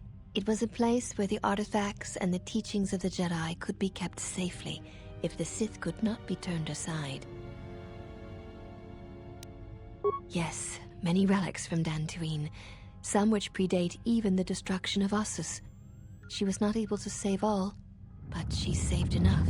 She was able to bring them here before the Academy's destruction. It was a fortunate thing. She was not able to save everything. Viewing the relics is not allowed without Atris's permission. There is truth in what you say, yet many such artifacts are sealed away in Atris's chambers. But if you wish to see a few of them, speak to the last of the handmaidens. She has seen some of these objects and has an interest in such things. Yes, she should be in the training chamber to the north and west of here. She constantly seeks to improve herself so that she may no longer be ranked last among us. Because she is easily distracted by matters that do not concern her or her duty. Such distractions weaken her, and she knows this. I will not speak of them. Ask her yourself, if it matters to you. You may. We serve the Jedi, and we watch. Atris is the only Jedi here, this is true, but the Mistress will bring others in time.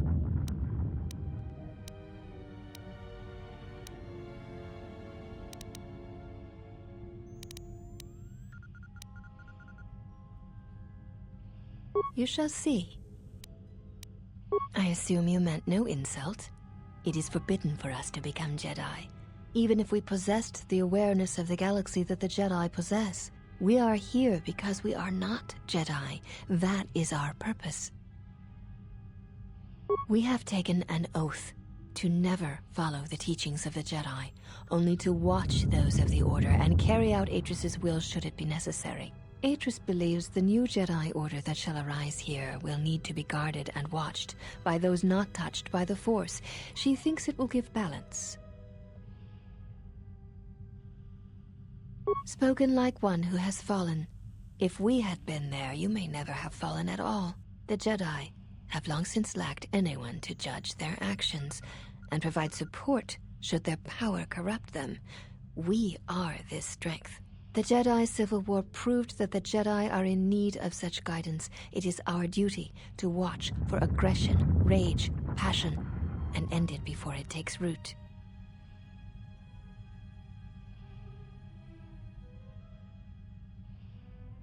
It is not harsh. It is necessary.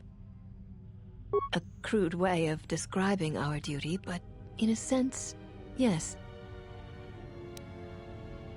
I would have struck you down as you entered this place, if Atris had not stayed my hand. Though you are not a Jedi, you have been sickened in Revan's service. If for a moment I felt you could bring harm to Atris or this place, then I would end you. Atris is trusted.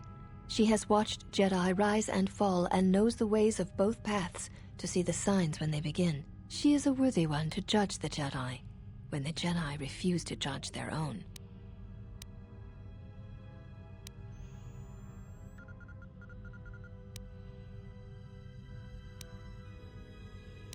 I do not expect a criminal to understand. You have existed outside the circle of the Jedi for too long. Atris is the only Jedi here, this is true. You have We share the same father, and we all bear the face of our mother. It is not unusual for the Achani of the same parents to be born so as to be indistinguishable to outsiders.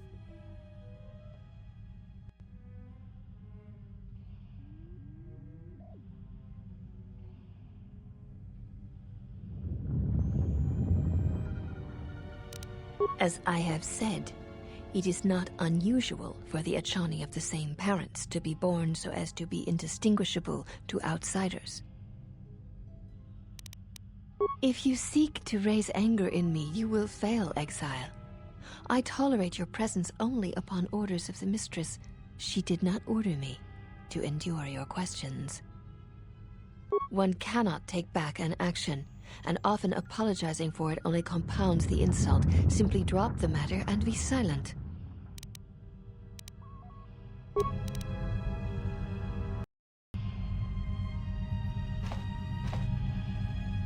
Why have you...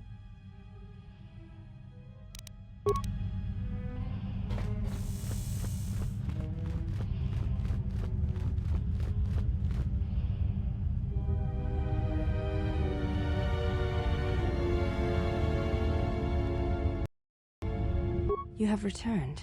Is there some...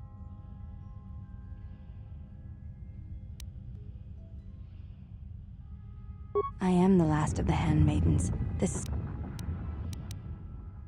It dishonors me that they would say such a thing to an outsider. But I cannot deny the truth in what they say.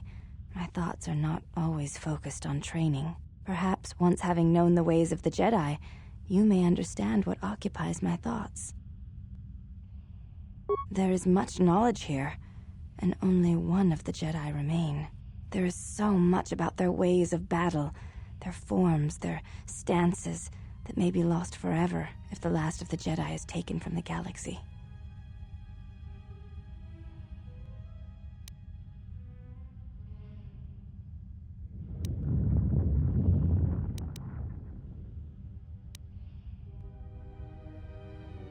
I know your meaning, but I have not been clear on mine. Stance, form, discipline are a means of expression and communication. They speak one's heart and one's devotion to their cause. Yes, the methods you use to meet your opponent speak truer than any words can express. When you risk pain or death, there is no truer sacrifice or strength.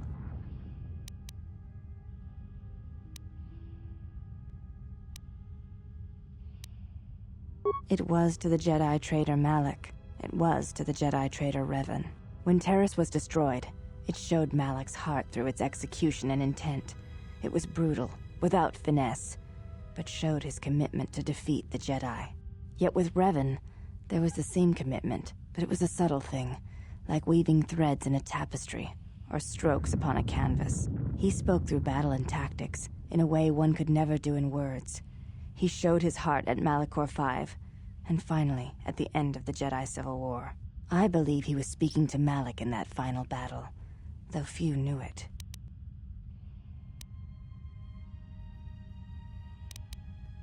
Through battle, Revan was meeting betrayal with betrayal, and showing Malak the pain he had inflicted on his master. What stronger display than death for conveying one's sense of being betrayed by one's own student? Revan's anger must have been great indeed. I would have wished to have been there for that final exchange, and seen the truth of their conflict with each other. But to say that seems an untruth based on what I know of the Jedi. The Force can drive others, but there is still choice, is there not? If there is no choice in the Force, then then our teachings and our actions are for nothing, and I refuse to believe that is true. You may ask. I know a little of them, yes. Much Jedi knowledge is stored here. Secrets of their teachings, combat styles, and discipline. The Jedi relics are kept by Atris, within the walls of her meditation chamber. Entry is forbidden. Atris has made her orders on the matter clear, and she says you are no entry to her meditation chamber.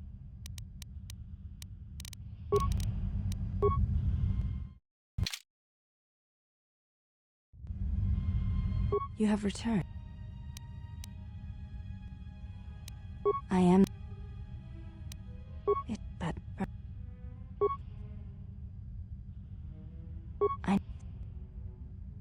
Yeah. It was to the... But...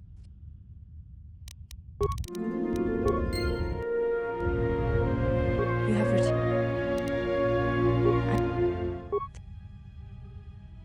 I will not. Entry to her...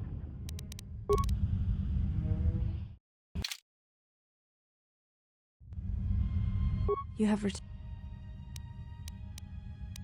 I know. The Jedi... Most come from Dantooine, brought here before the academy there was destroyed by Malak. Not all relics were able to be saved, for there was not time to rescue them all. I am not permitted to speak of such things, and it is not your concern. I have seen a few of them. Yes, they were not always in Atris's meditation chamber. There were many relics, among them small cubes, warm to the touch, each containing their own light. When held, some would speak, ask strange questions. Yes, their questions were confusing. They seemed to think I was someone else, someone's student. I had thought perhaps I had damaged them in some way, but I could not think of what I had done. Most come...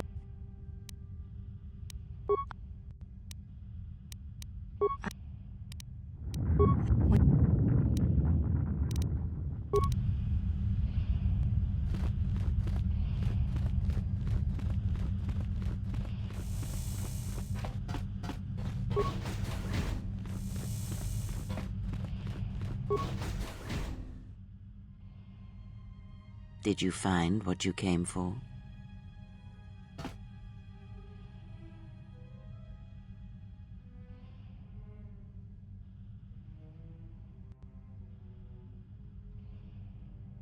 There was something from your past here, something unresolved. I feel we did not come to this place by chance. You were led here. This woman who resides here, she did something to you once, something that hangs upon you still.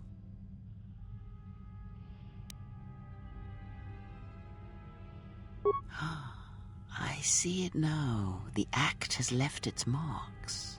Be warned. Unresolved events from our past can create wounds in the present and the future.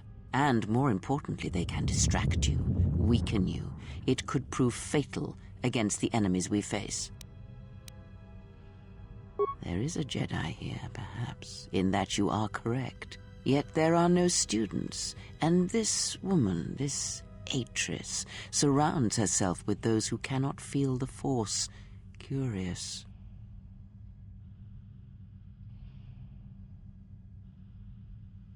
Plans are fragile things, and life often dashes expectations to the ground. Perhaps students will come to her in time. For now, she is surrounded by those who cannot feel the Force. No, her servants are not Jedi. Their minds are walls, trained to resist tricks of the mind. This discipline blinds them to the Force as well, even if they were Force-sensitive.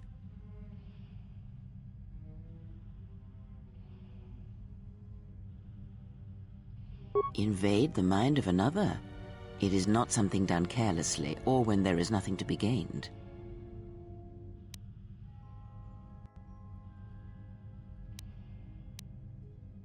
Very well. Let us depart.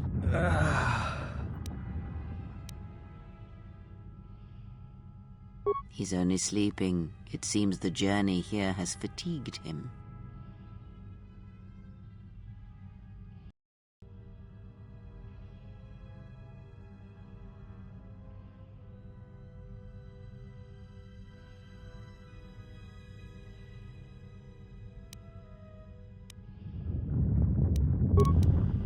I'm sorry, General. I must have lost consciousness in the crash. I'm fine, General. Even power has been restored to my arm. What is this place? Where are we?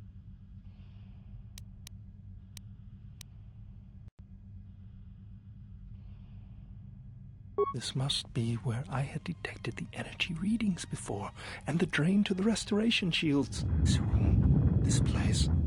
It looks part of a huge polar irrigation system, possibly planet-wide, like the one on Coruscant. I had been told by the Republic that it was not in use.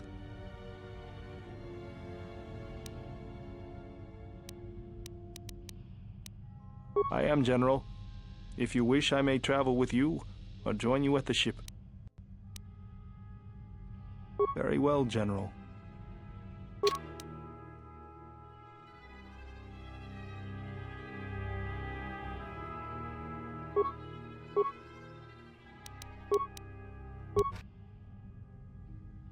Mistress, you summoned me. I have a task for you. The exile is dangerous. I'm concerned that he was able to return to Republic space and reach Telos without my knowledge. Mistress, the Harbinger was lost in transit. It was our failing. What is done, but now I need you to travel with him. Mistress, I realize what I'm asking of you, and I am asking that you keep your purpose a secret, even from your sisters. I need someone to watch the exile closely, and let me know if he contacts the Sith. More importantly, I need you to study him closely. I need to know what he thinks, what he does. Become part of his group. Earn his trust. Get him to confide in you. I will do as you ask, Mistress. But, Mistress, the exile did not seem to pose a threat to us. Ah, but he does. Do not be fooled by the exterior. It is his nature you must beware. He fell to the dark side once. He will do so again. I am trusting you with this task, last of my handmaidens. Do not disappoint me. The galaxy, the Jedi, may depend on it.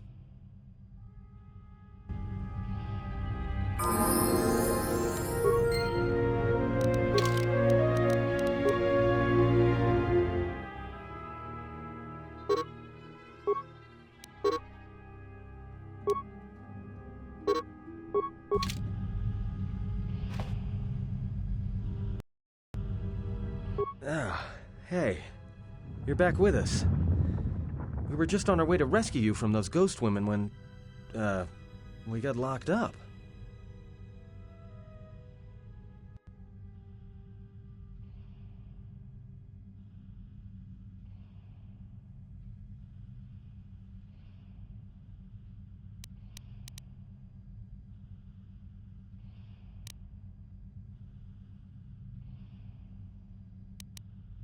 Don't worry about me, I'm fine. How did things go with the Jedi here? Are you all done?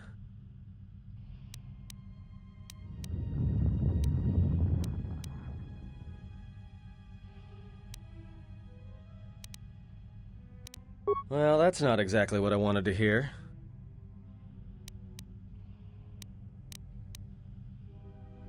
No, I was just complaining. I'm with you until things start going better for you. We need to stick together, you know? And who knows? I might be able to help you out of a tight spot at some point.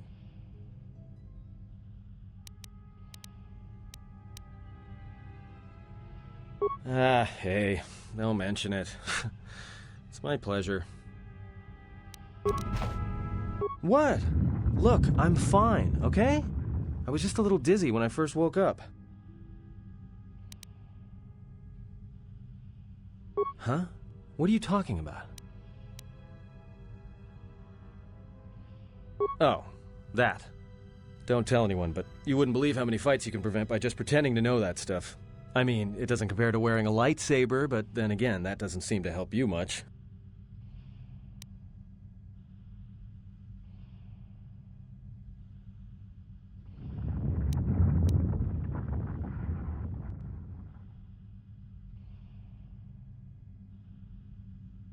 Well, hey, thanks.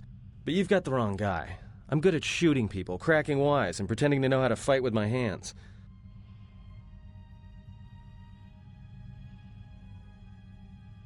Don't worry about me. Things went that well. Well, that's no, we need...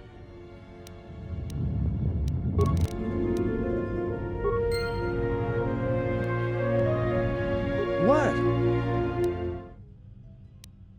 Look,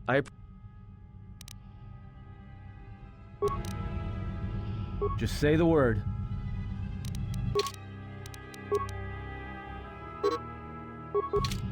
Let's go. Just say the word. Yeah?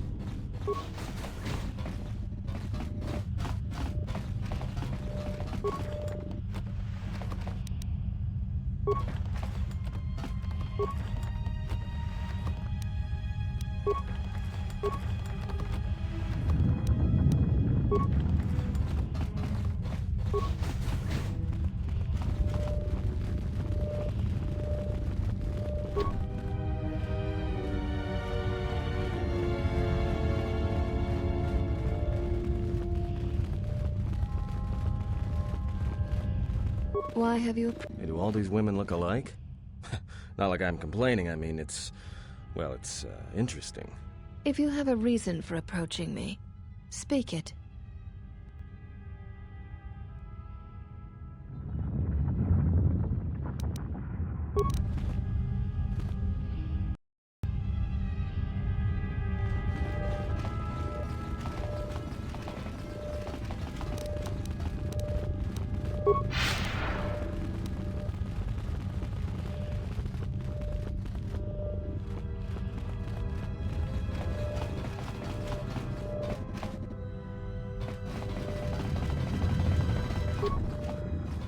The construction of this door is like nothing I've seen on Telos, and it is not the same as the rest of the facility here.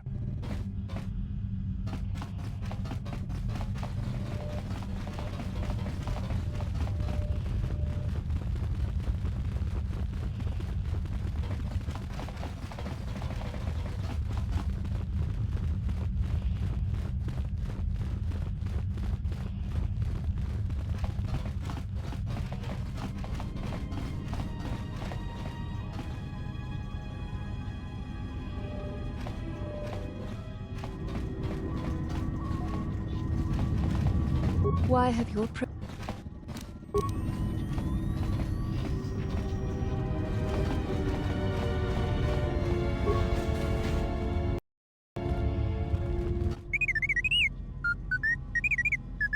Well, if it isn't the one who stole the Ebonhawk. Not so smug now, are you, you little thief? It is unlikely the droid stole the vessel. Says you. Is this your droid? It looks badly damaged. Dissect it.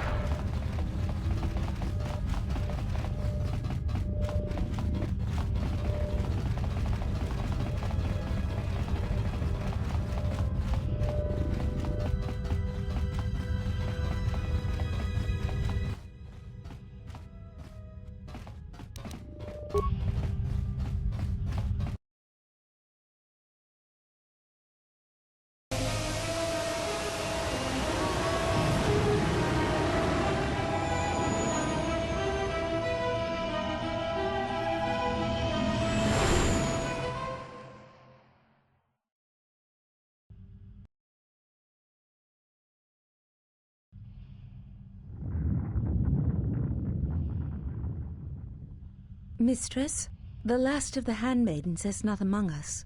She has left with the exile. Left? But why? Her oath. I sent her to travel with the exile. She may discover something I cannot. Mistress, the last of the handmaidens.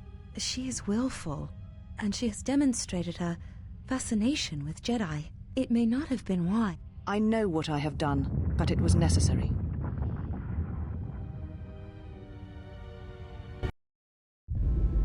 Well, now that we're off that Dejaric board of a planet, I say we burn Sky until we see lines.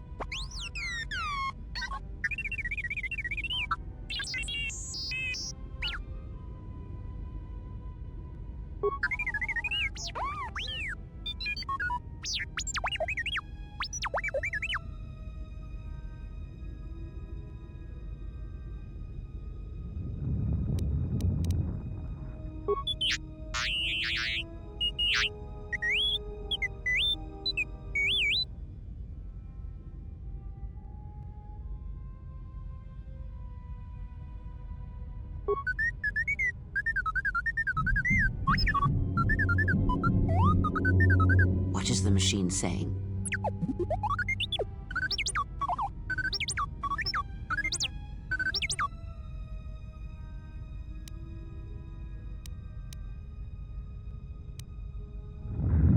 We seem to have found it.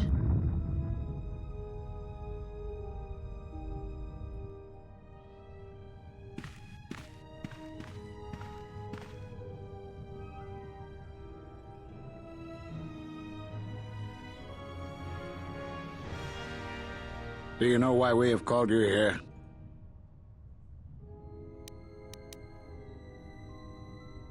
As Revan summoned you, so have you come full circle to return to the Jedi. Why did you defy us? The Jedi are guardians of the peace, and have been for centuries. This call to war undermines all that we have worked for. Is Revan your master now? Or is it the horror you wrought at Malachor that has caused you to see the truth at last?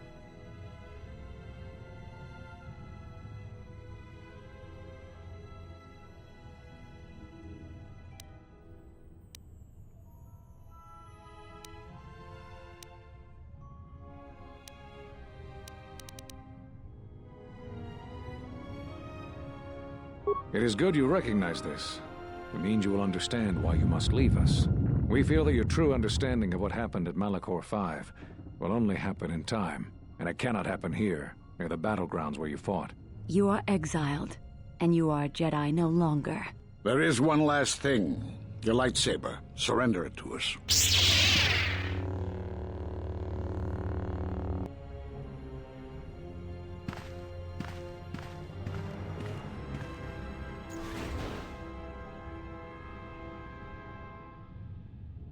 Much defiance in that one.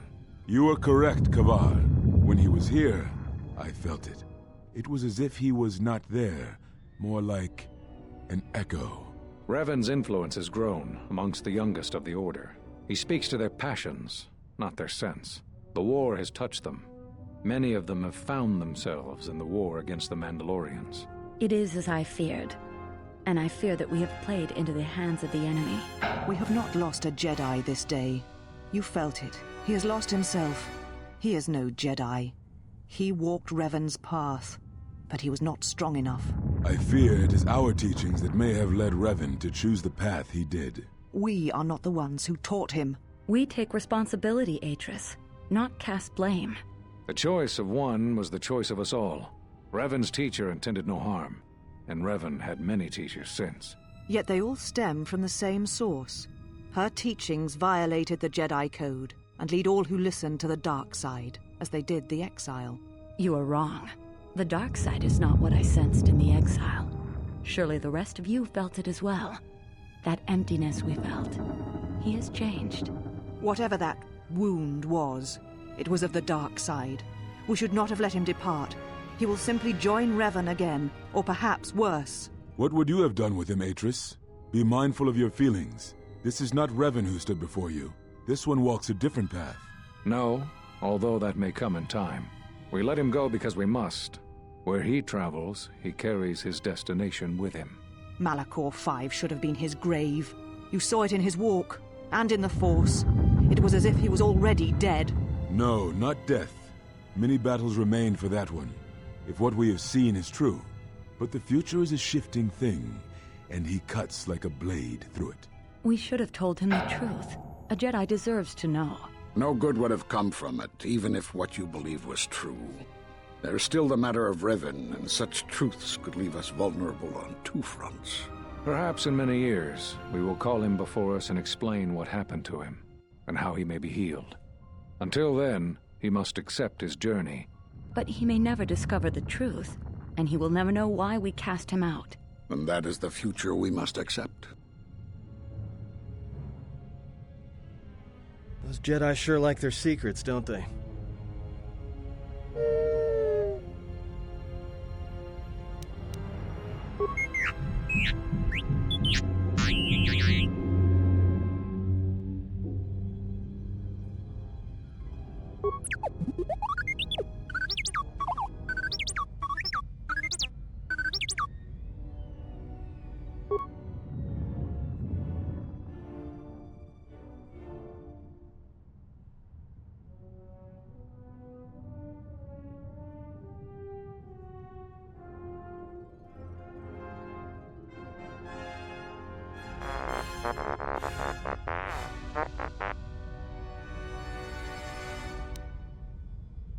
A strange coincidence. It is no coincidence. There is some larger plan at work here, and we are walking into it. This is too convenient to be anything but a trap.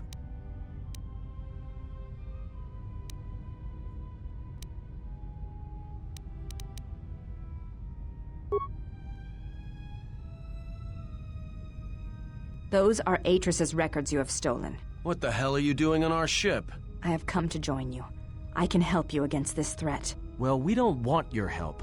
Or any of your sisters. If it comforts you to believe that, then so be it. But the enemies you face are many, and you will need all the help you can get. It is just me, and I am doing this because Atris believes you will need help.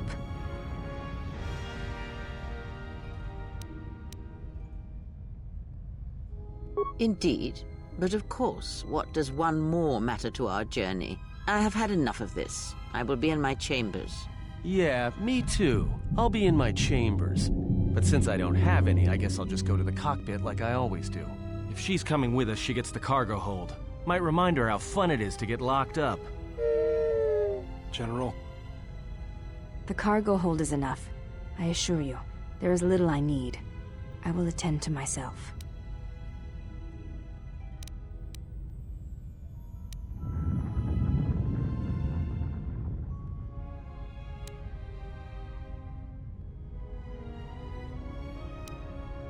It is no matter. I am used to worse conditions, but thank you for your kindness.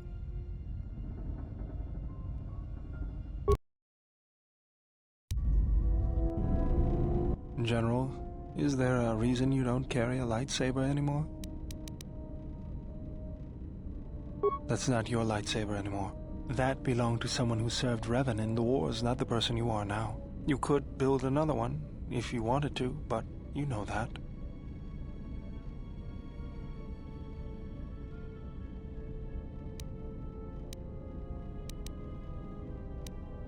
I don't know, General, but whatever the reason, you should put it behind you. I know this. A lightsaber is part of who you are. Without it, you're not complete.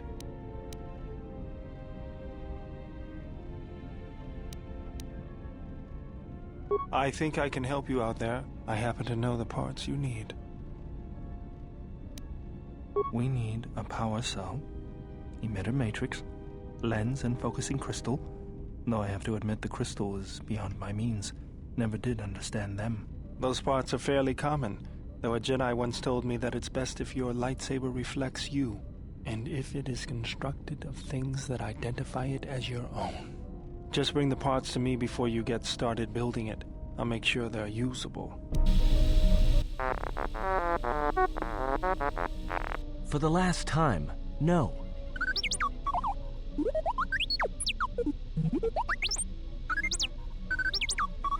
Because you're programmed to force your opponent to go first, and nothing will convince me the computer doesn't cheat.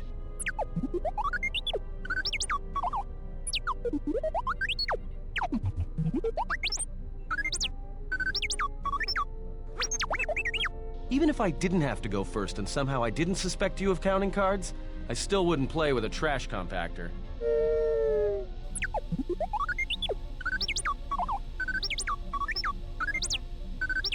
Yeah? How many credits? All I'm saying is that you've gone for a long time without a memory wipe. Most droids behave erratically under those circumstances. I know that, but I'm fixing everything else around here, so I may as well take a look at you too.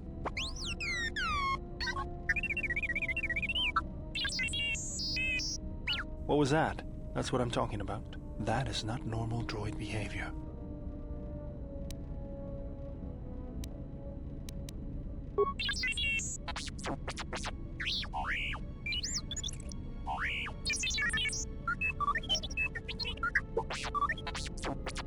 I am not pushing you around. I just wanted to see if there was anything I could do to upgrade your functionality.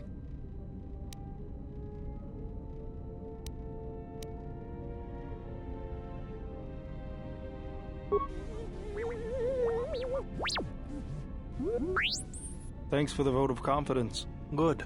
Now let's get started. You wouldn't guess it from the outside, but it looks like you've been through a lot.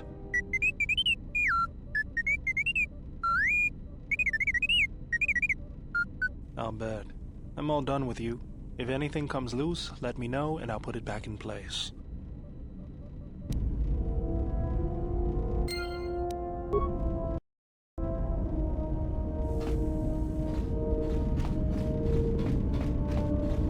Hey, General, are you all right? You look like you've been standing too close to one of my shield generators.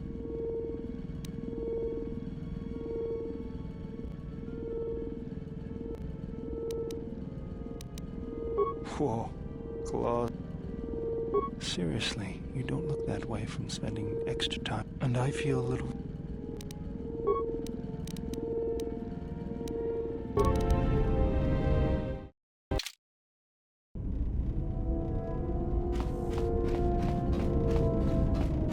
Hey,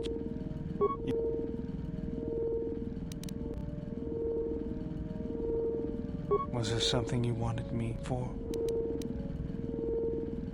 That old thing? I built him when I was a kid. Been following me around for years now, despite what I've done to try and chase him off. Hey, just kidding. I'm happy to have you around. He helps me out with repairs. I outfitted him with a cutting laser and some other tools for delicate modifications. He's also good for singeing the pants of annoying techs.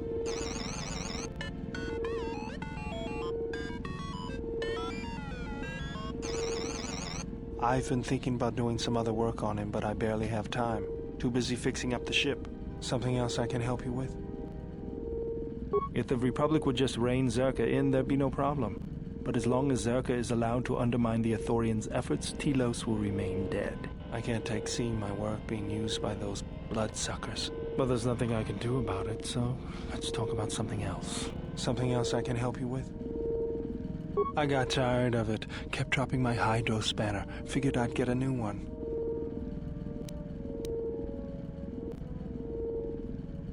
I was only kidding. Actually, it was a souvenir from Malachor. I was lucky it was all I lost. But at least it gave me something to do, right? Everyone always said I was probably half machine anyway.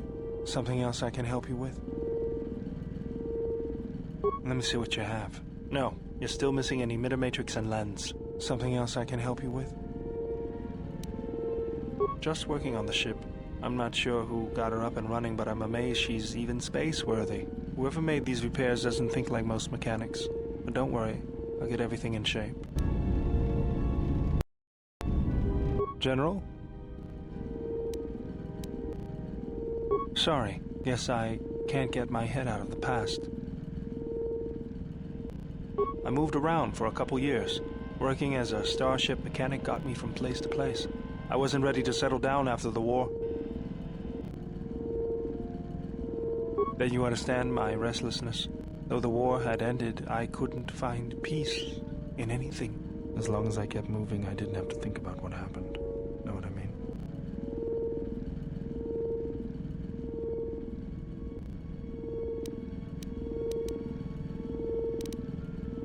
Mostly, I was angry.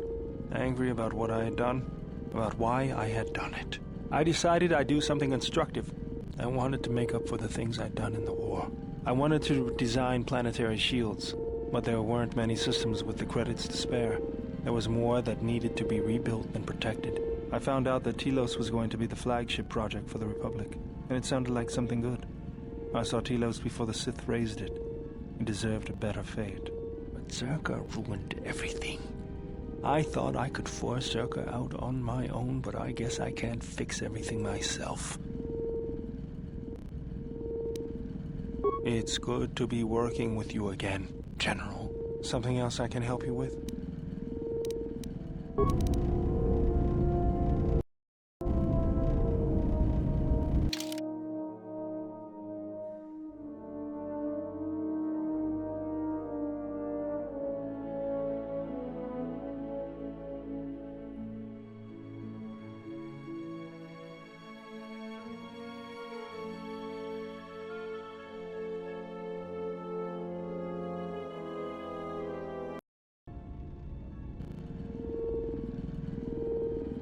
Why did you decide to fight?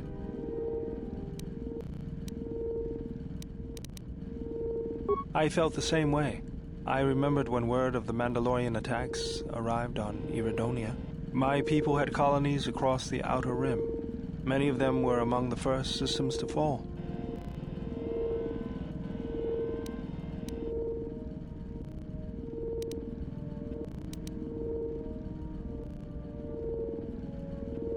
I did not join because I wanted to protect, though. I hated them. I wanted to destroy them, to give them the mercy they gave the people they conquered. I remember the thrill I felt when we fought them in battle. Victories were rare, but we celebrated every Mandalorian's death. Do you know how it felt?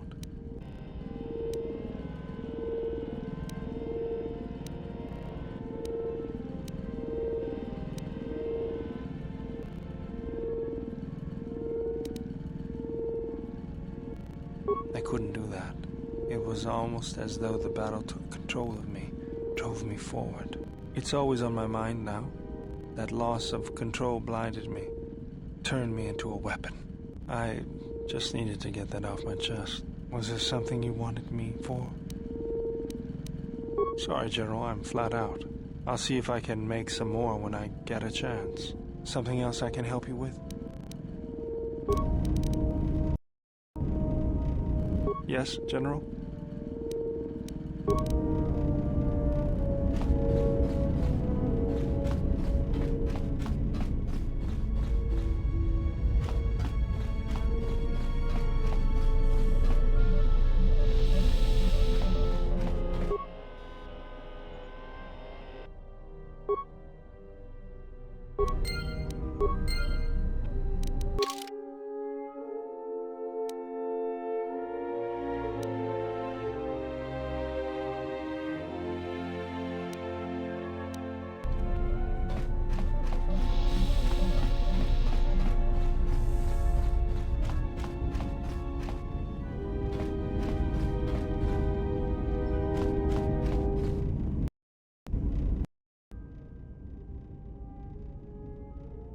You may ask. She said you betrayed the Jedi by going to war when it was forbidden to you.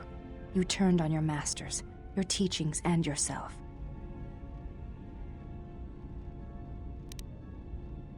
That is not all she says. Atris says that you fell to the dark. Atris says when the dark... I believe that... You may... I do not wish to speak of her to you. You may... I honor the face of...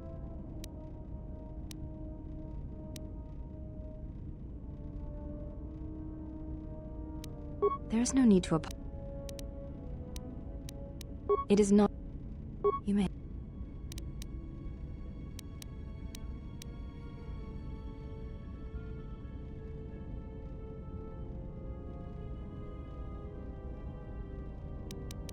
Before entering Atris's service, yes, I carried a name, as all the children of the Ichani do. It is not important. My title and rank is of consequence, not my name. I take value in Atris's service, not in myself.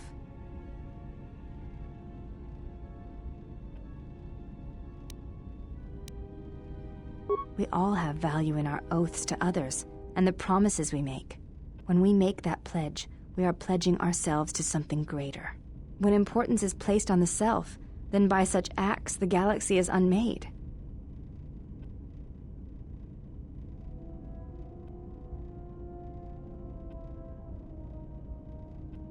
If reasons of the self is why you turned away, then yes, perhaps there was a judgment there, but it was not intended as an attack. I do not know. That is a question you must ask yourself.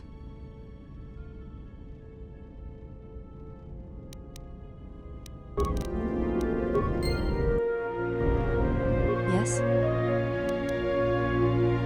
I am training, so that if danger should strike, my body and my reflexes will be prepared. That, and I had forgotten how long hyperspace travel can be. If I do not have something to focus my attention on, I fear my sanity will erode as well. What do you mean, Pazak? What, again? No, I do not trust him.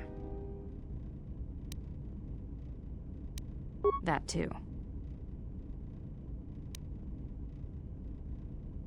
That is untrue. You and the Iridonian trust each other. Or at least the Iridonian trusts you. We heard much of the Iridonian when we served Atris. Atris believed that the Iridonian held the knowledge to restoring Telos. Yes. His skill with machines is something beyond which most can aspire to. His shield technology surpasses the designs of even the most skilled of Echani power architects. I do not realize if you know what it means to have such a one respect and follow you. The Iridonian allied himself with no one on the entire world of Telos, yet he will follow you at the risk of his life. His stance, in many ways, mirrors yours. Where he walks, he carries a world upon his shoulders, and like you, I do not know if he has ever faced it.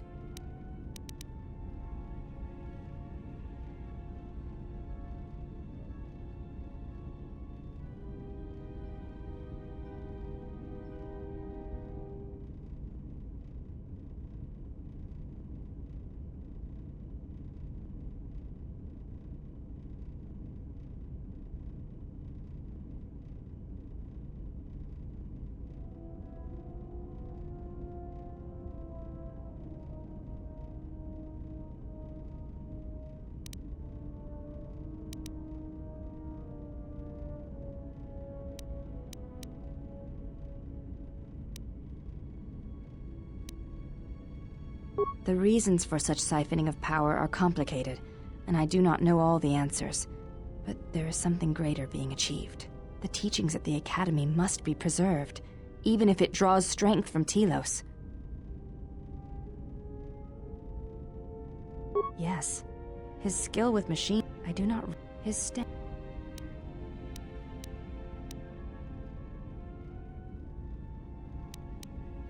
You may ask.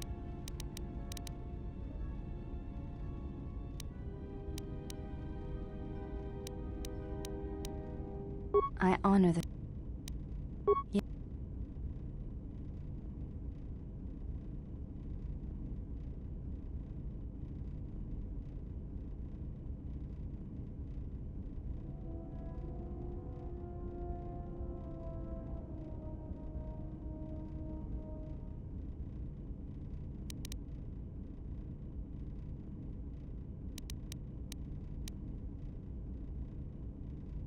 Though my father's blood I share with my sisters, I wear the face of my mother. My father was Usanis, an Echani general.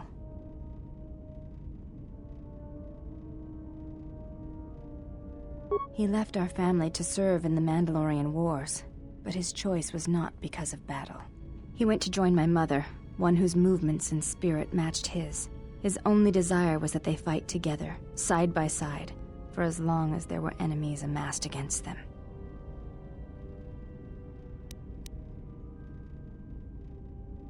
I never saw her face, and she did not return from the final battle of the war. She died in the battle that shattered Malachor 5, and her body was never recovered. My father returned from the Mandalorian Wars, and did not enter battle again. He entered politics, a caste where one's battles are fought through words rather than action. He was slain by Revan in the Jedi Civil War.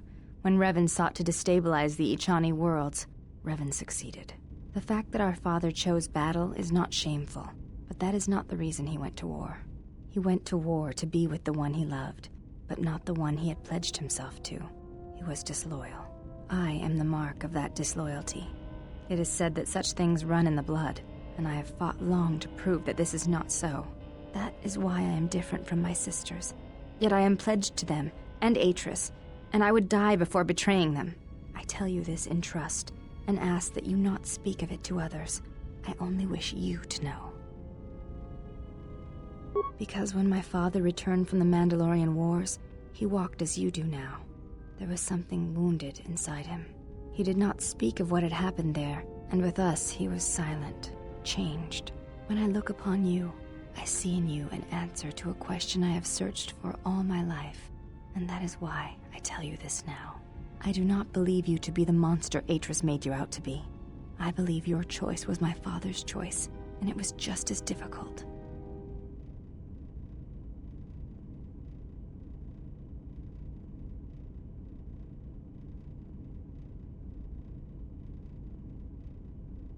You have earned my trust.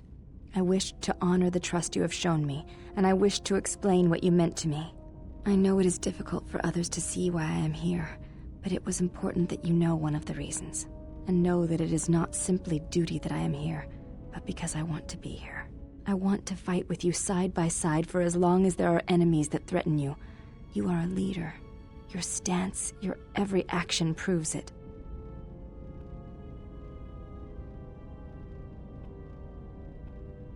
You honor me, exile. Together, then.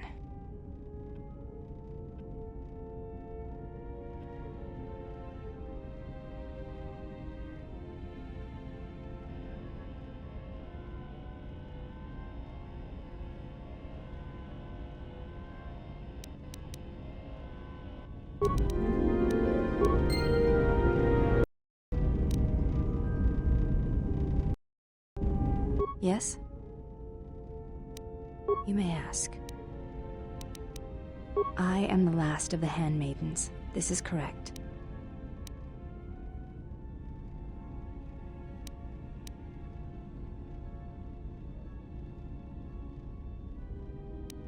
That is not entirely correct. There are times I am distracted. Perhaps once having known the ways of the Jedi, you may understand what occupies my thoughts. There is much knowledge on Telos, and only one of the Jedi remain. There is so much about their ways of battle, I know...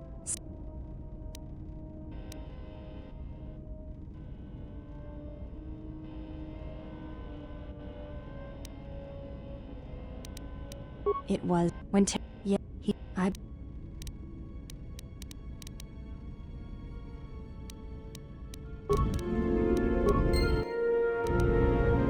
Yes? I am training, so that if danger should strike, that, and I had forgotten how long... You may ask. It is not possible to dock at the... Yes, but... You may...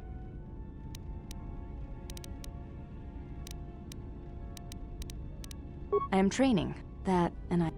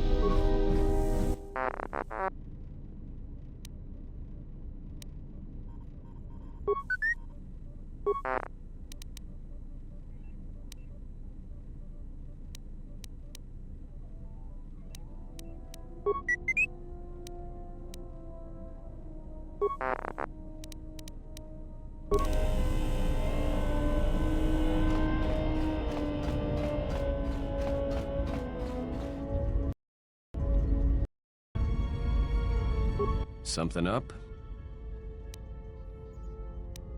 All right. What did you want to know?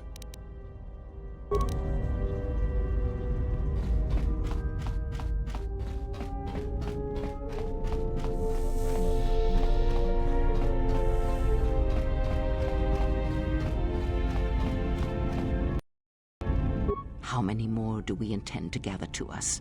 This ship is not the galaxy. There is only so much.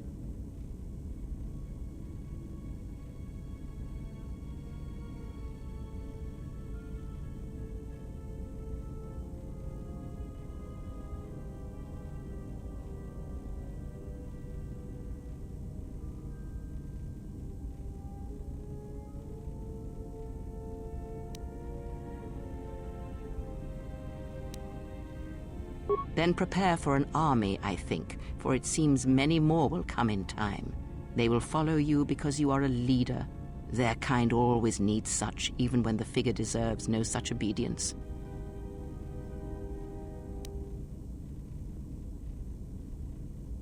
Do not cloak one word within another. Friends. Do friends not follow? Do friends not form a hierarchy of their own, no matter how small the circle?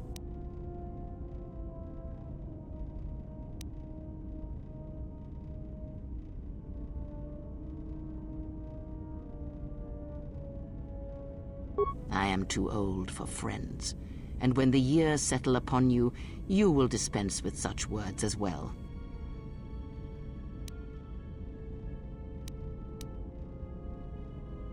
Because I am not blind, that is why. I see what they see, hear their voices when they speak to you, and notice the change when they speak to others.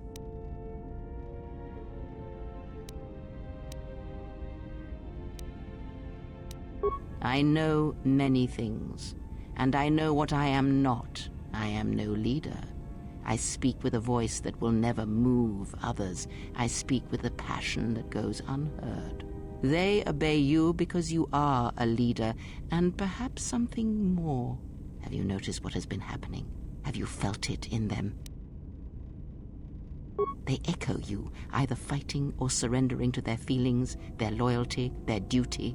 Your mere presence serves as an example to them of something to uphold or something to fight against. Watch them carefully, see their patterns, and recognize the strength in it. Influence can be a weapon, one that you may need before your journey is done. I care not which of the words you use, as long as you make use of that which you forge. That was Revan's way, I believe. It was a strength. A discussion, perhaps, for another time.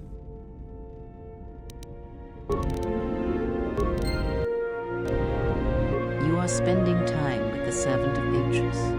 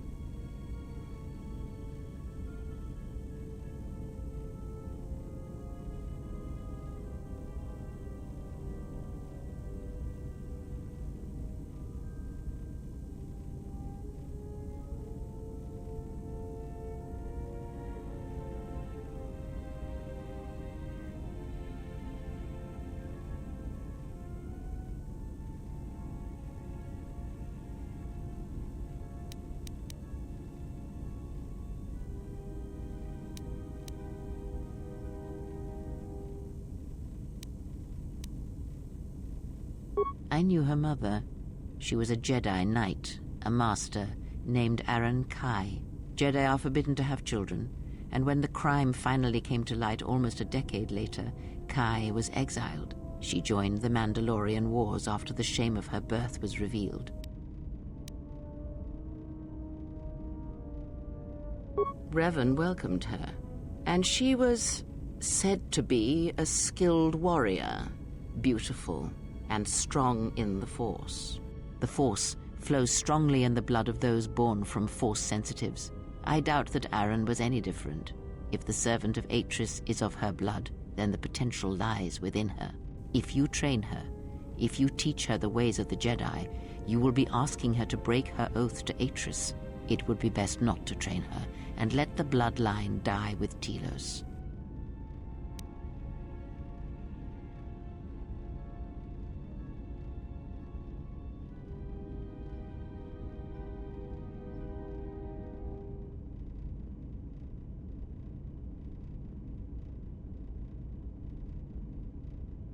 Ah, that was an interesting choice of words indeed. She has sworn not to follow the path of the Jedi by her oath, but even that oath is limited. One does not need to be Jedi to learn the ways of the Force. I suspect it cares little for our codes and philosophies.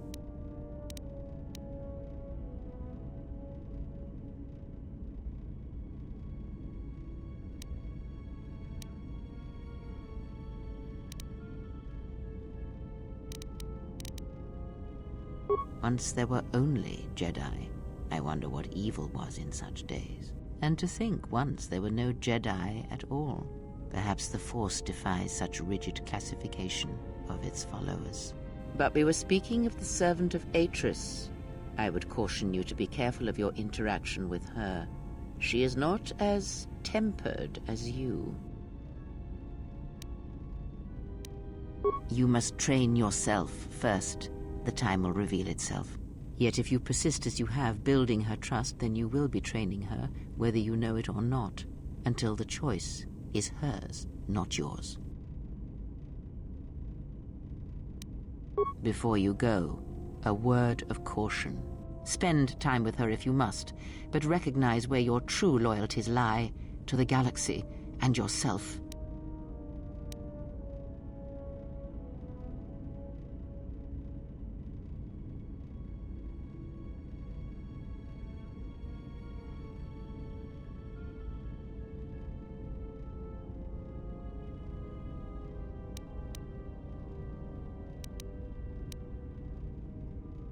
Ah, so it is loyalty you claim when you squander away your time with her.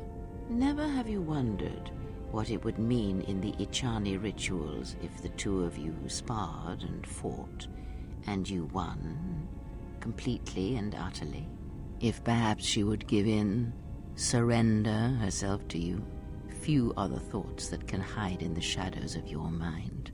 Exile. And such passions are not strength, but erosion.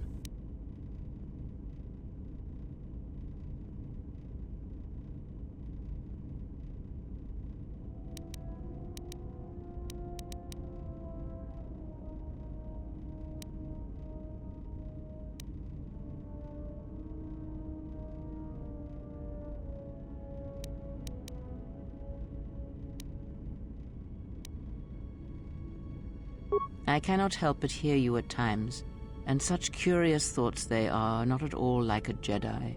But I shall keep such thoughts to myself, I think. And you should as well. Yes? Have you come with questions? Very well. Very well. It allows you to recover your strength. It has no other drawback. Very well. Ask.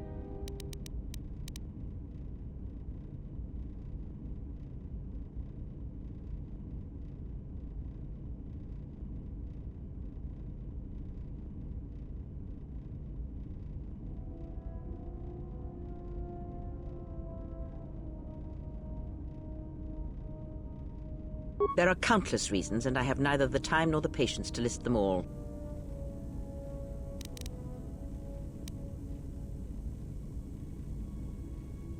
Do you think to turn her from Atris's will? If so, I hope your arrogance will prove true in time. But I will abide her presence. She may have her uses. Because Atris is a threat, and as much as she would try to use us against you, so may we use her servants against her. Do not see every enemy as an enemy. See them instead as an ally, whether they realize it or not. This situation may yet work to our advantage. Good. That is the most to be done until events unfold, as I'm sure they will in time.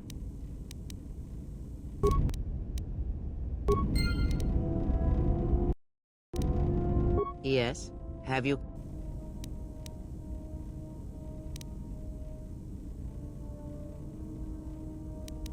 Then ask, and I will do my best to answer.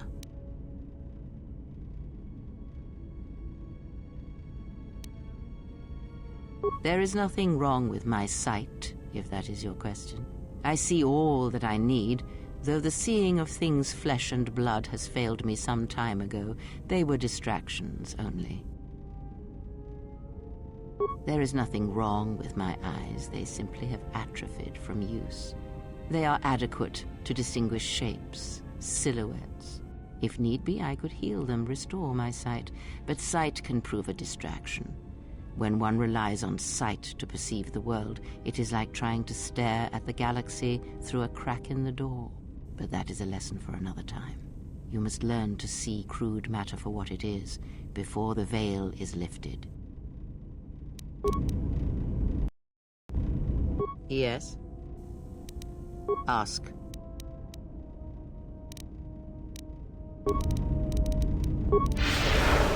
Yes? Ask. Does it matter? Of course it does. Such titles allow you to break the galaxy into light and dark, categorize. Perhaps I am neither. And what do you wish to hear? That I once believed in the code of the Jedi? That I felt the call of the Sith? That perhaps once I held the galaxy by its throat? That for every good work that I did, I brought equal harm upon the galaxy? That perhaps what the greatest of the Sith Lords knew of evil they learned from me? What would it matter now? There is only so much comfort in knowing such things, and it is not who I am now.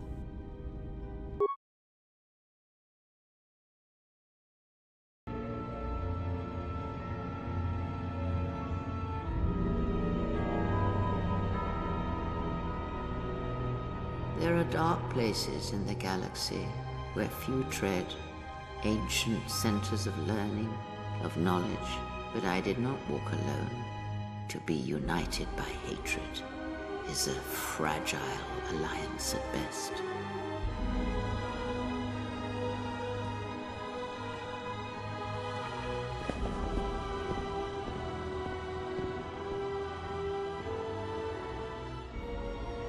But my will was not law. There were disagreements, ambition, and hunger for power.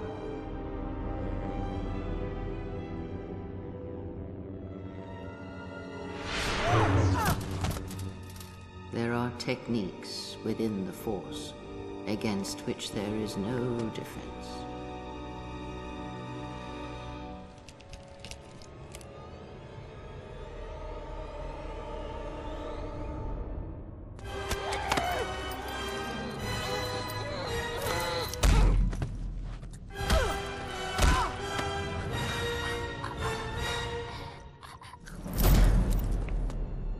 I was cast down, stripped of my power, exiled. I suffered indignities and fell into darkness.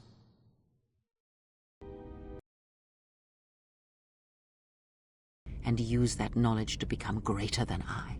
That is all I ask of you, and that is all I desire. In you all my hopes rest for the future, for the Force.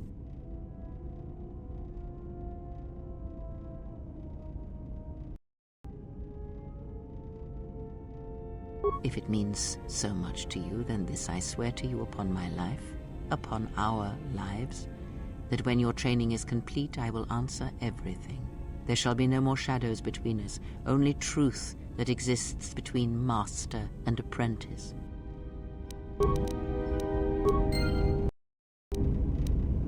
Yes? Ask.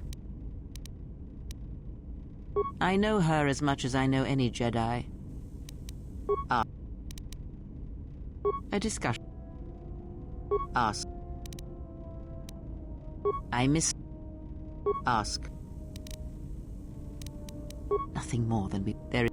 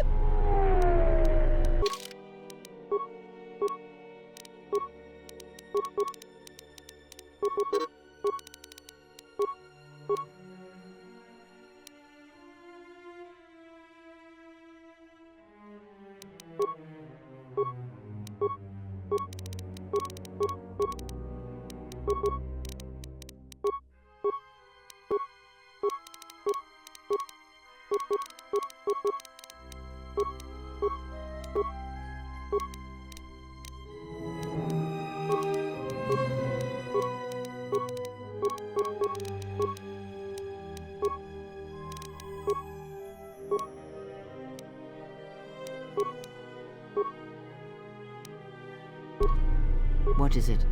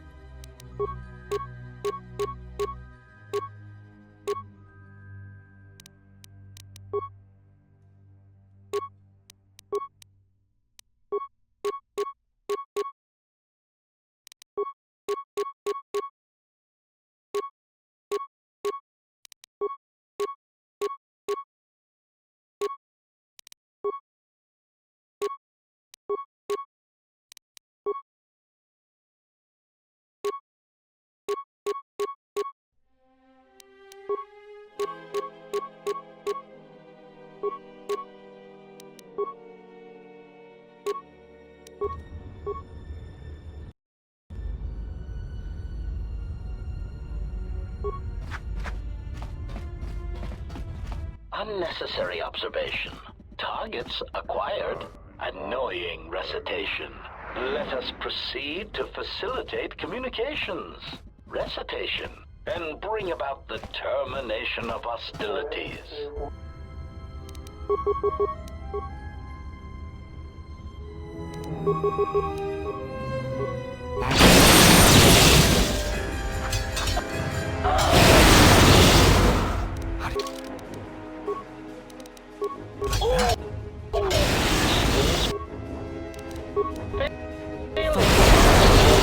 Systems failing, Master. Systems failing, Master.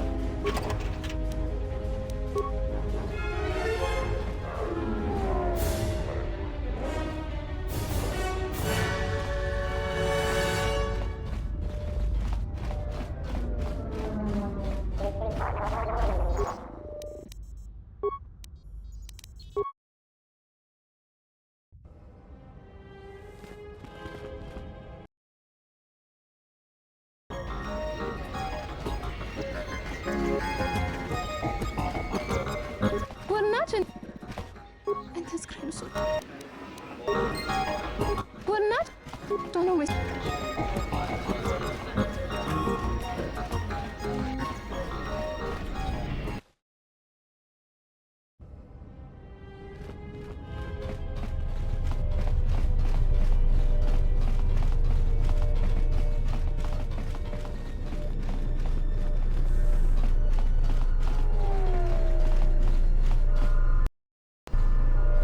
So you've returned. While I was disturbed that you chose to defy our orders and obtain transport off Citadel Station, the matter has since been closed. It was the decision of Republic authorities that your testimony would no longer be necessary, and thus you'd be allowed to go. But as we discovered, you had already left. In some ways, it was lucky for us, avoiding a possibly embarrassing situation. Why does the Republic do anything?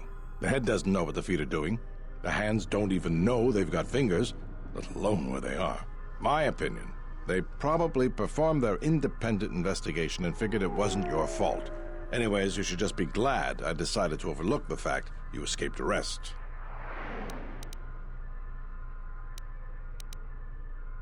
Yeah. And if there's nothing else, I've got a job to do. What is it? I see. And where and when did you kill them?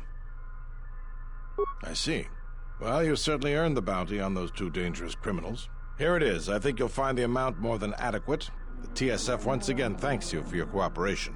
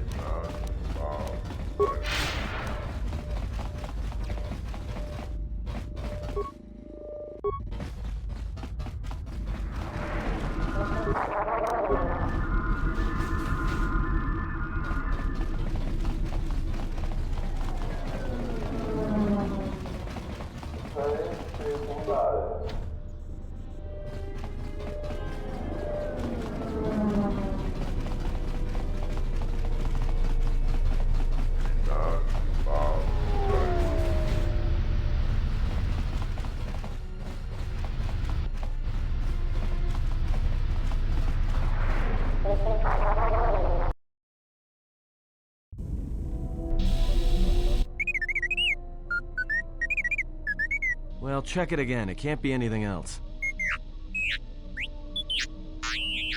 Just check the damn connector.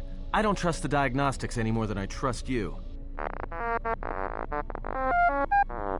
Because I don't like droids. They break. In the head. Well, whatever you call that thing on your head.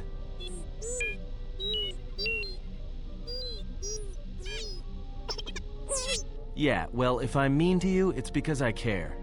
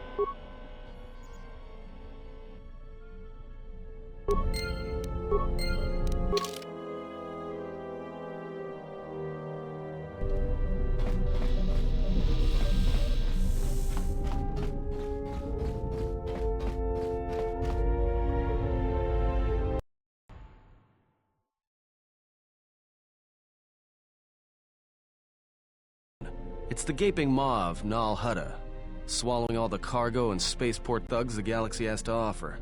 Mandalorians, mercenaries, war veterans, and pilots from the Mandalorian Wars and the Jedi Civil War ended up on Nar Shaddaa, from all sides of the conflict. When the last war ended, there was no place left for them to go. Nar Shaddaa's a rough place and easy to get lost in. Or for someone to get lost. If we wanted to keep out of sight from the Sith for a while, you couldn't pick a better spot. It means glorious jewel in Huttese, but don't let that fool you. It's the central breeding grounds of the Hutts. Nar Shaddaa orbits it. Nal Hutta's as slimy as the Hutts. Lots of swamp and bloated gas.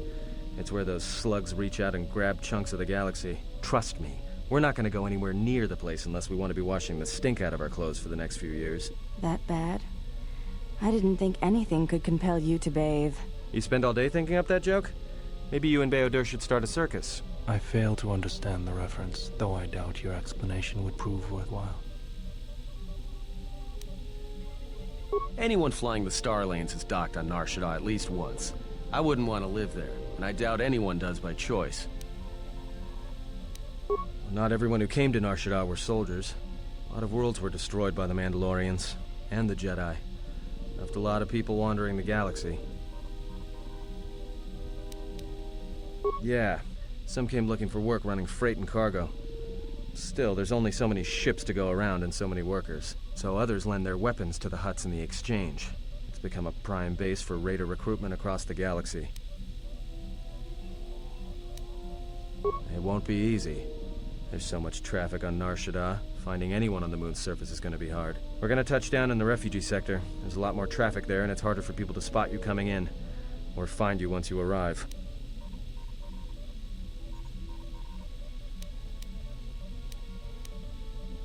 Shouldn't be too hard. There's so much traffic on Nar Shaddaa, finding anyone on the moon's surface is going to be hard. We're going to touch down in the refugee sector. There's a lot more traffic. I've plotted a course for the refugee sector, and we should touch down within the hour. Once we're down, we should finally be able to breathe easy. There's no way anyone's going to find us here.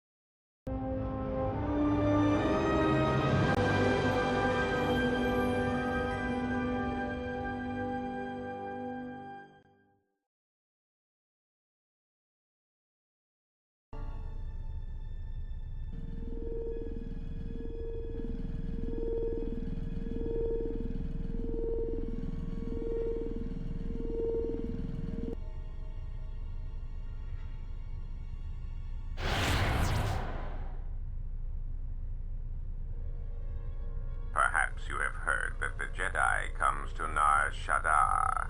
While he walks upon the smuggler's moon, he is not to be harmed.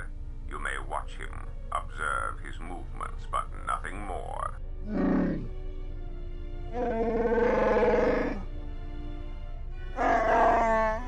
You must, because one Jedi attracts others. It is the way of things. Bomababe want to susintu mukarata. Tu es rectonatada beer mabarchokto. Torenibu inturata sisi me burokra. Banisokokran, joka mata storch ban locha. Joana masaranka ma ramazurata. Keso juskrita lorsa. Yumacha fueko mikojira.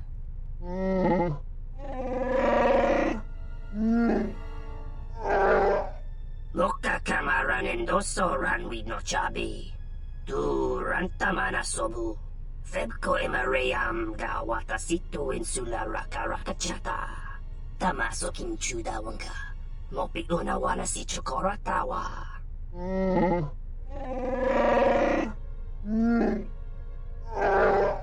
Request. If Goto's vessel is no longer neutral ground, inform us so that we might initiate assassination protocols and commence firing at once.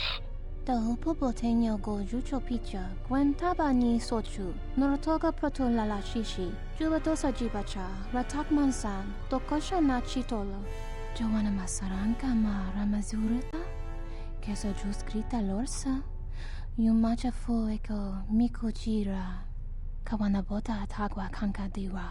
Yutaka alwanji umalipa, tu es mahawika si wawanta mo guika wansoba, wakama nurawa.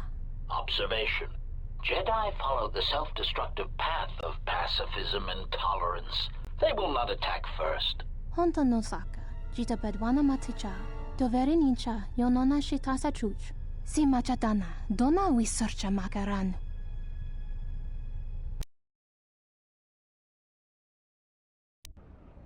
Ah, the beautiful stench and decay of desperate living.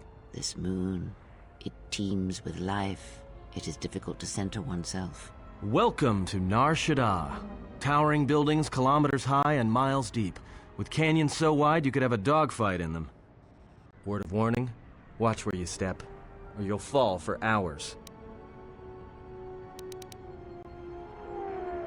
Sure, most of the landing pads around here are unclaimed, or should be. They're pretty badly maintained, so they're not safe to land on. Well, I mean, not this one. But they all have the reputation, so we should be all right. I think. Maybe a little, but landing here means we didn't have to transmit our ID signature. You know what trouble that always brings. In fact, while we're here, we should get those signatures changed. Wouldn't make us such a target when we enter a new system. No, but I forgot to tell them we were landing. The refugee sector's a dead zone. No one cares too much who flies in and out of here as long as they're not carrying cargo that the exchange or the Hutts might want a piece of. Yeah, in all its glory. Don't get your hopes up from what you see here, though. As soon as we hit the main sector, that's when the smell and the mobs can get pretty bad. All right then, let's move out. Where are we headed exactly? It does not matter where we go. If what we seek is here, we shall come upon it in due time. Yeah, if you want to stay on the ship and meditate some more, don't let us stop you.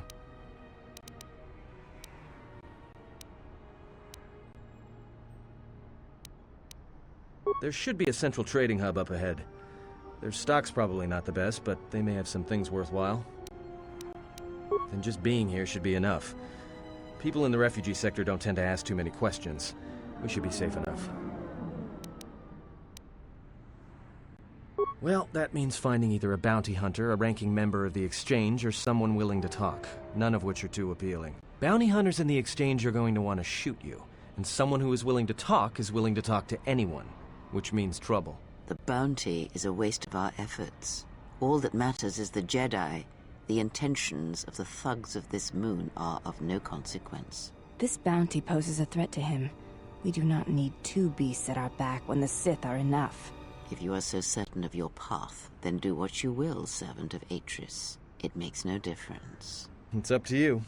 There's bound to be someone in the sector willing to spill their guts for a credit or two. Finding a Jedi, or anyone else touched by the Force here, will be difficult.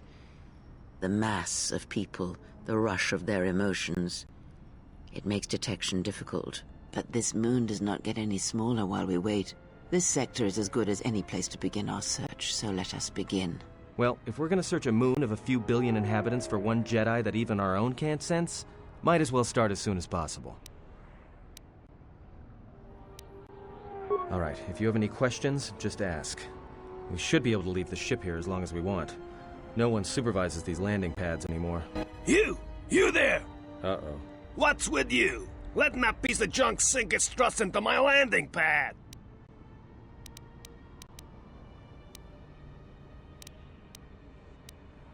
No, really? Thanks for the insight. And here I was, thinking you were a smart human. I got another ship coming in, and unless you want that piece of junk's hull crushed flat, you better move it. Got it? That's none of your business. All you need to know is that they're gonna be firing up their quad lasers if they find your ship squatting there when they arrive.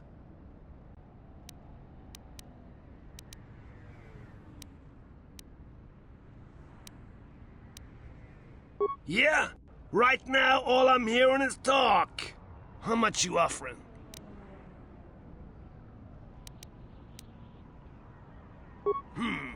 Well, I got your ship, and that's worth more than that if you decide to cheat me. All right, it's a deal. I got some visitors booked for your space, but I'm sure the two of you can work it out when they arrive.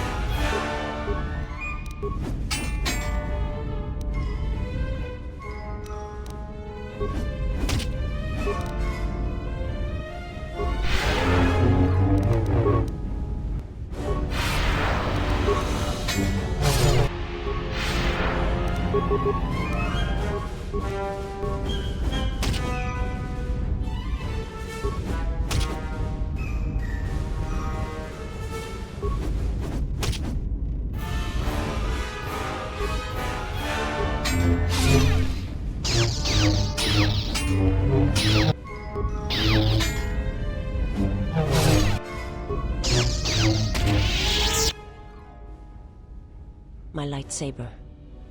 You've destroyed it. I yield, Master. It is as I heard through the Force. My life for yours.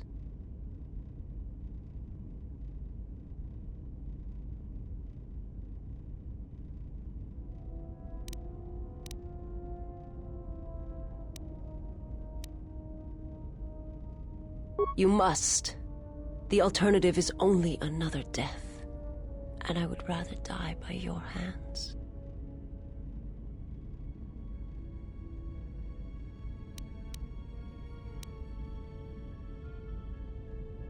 I have nothing to offer you. Your strength is superior.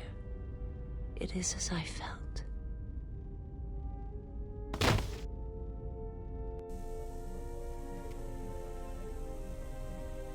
Now I've seen everything. This woman, she's a Miraluka. I didn't think any were left in this part of the galaxy. I heard they had a colony on the Midrim, almost halfway between Onderon and Dantooine. Then, it wasn't there anymore. The whole planet was wiped out. Nothing left alive. No one knows why. Well, it was a planet of her people. If they see through the Force, who knows? If they're all Force-sensitive, maybe they all saw something through the Force that we can't see, and they left before it happened. Or maybe it killed them. They claim to see on a higher plane than we do. You know, the whole Force thing makes me nervous.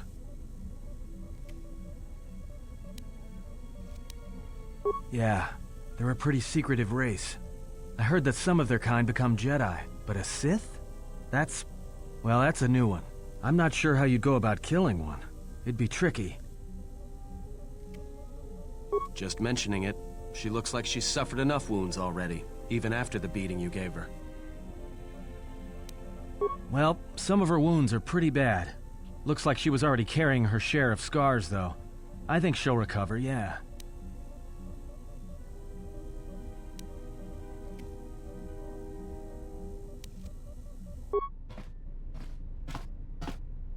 She is a threat to us.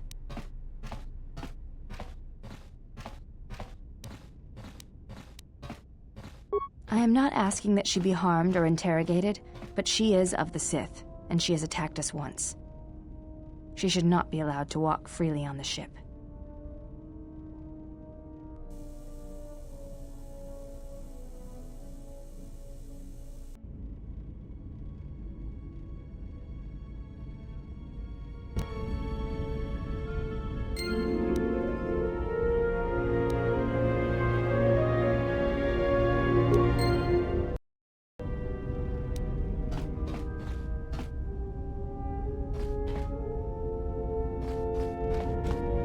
Yes? Training is something reserved for certain caste members of the Echani, but I do not see the harm in instructing you in some basic principles. I do not understand how you and Atris fight, but I will instruct you on how Echani children are raised on warfare. All Echani fighting principles rely on foundations. If one does not understand the most basic of fighting moves, it is not possible to understand the higher tiers. It is similar to learning the alphabet of a language before being able to use words, then sentences. As a foundation, I will instruct you in our elementary movements. The body itself is the first weapon you must master. It is not something that can be described. Let us duel, you and I, and that shall teach you more than my words can. Use only your hands and feet to strike at me, nothing else, or our combat shall be over. Do not resort to using any items or any force techniques you may possess. Such things will obstruct learning.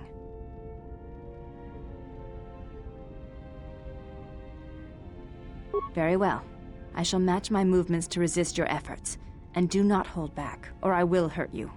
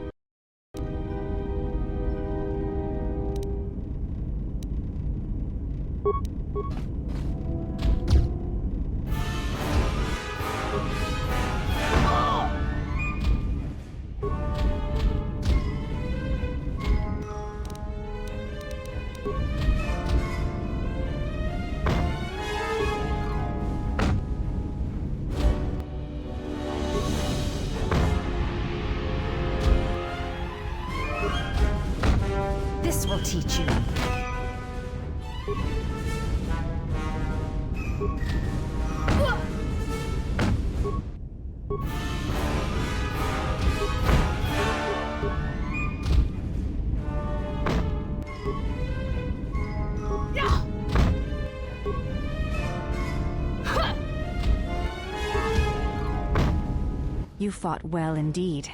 You have caught the principles of the style by watching and anticipating my movements. Before you go, there is something I must know. Why did you go back, face trial?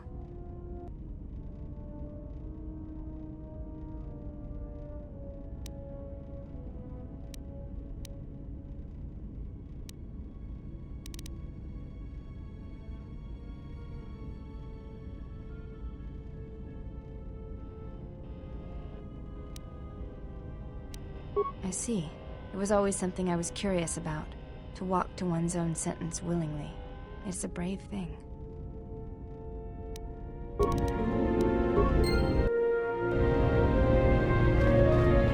Yes? It does not seem to bother you.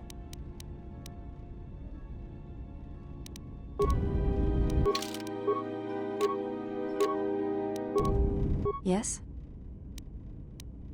I fail to understand the problem. I had heard the Corward systems had customs concerning modesty, but when training, such customs are not practical or efficient.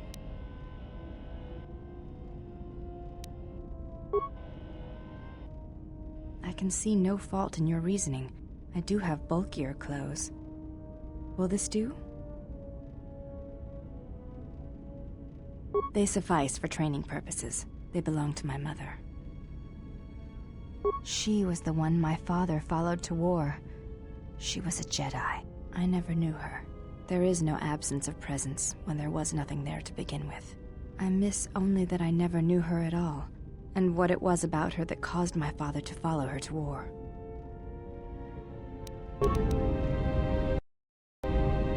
Yes? They are. She was the one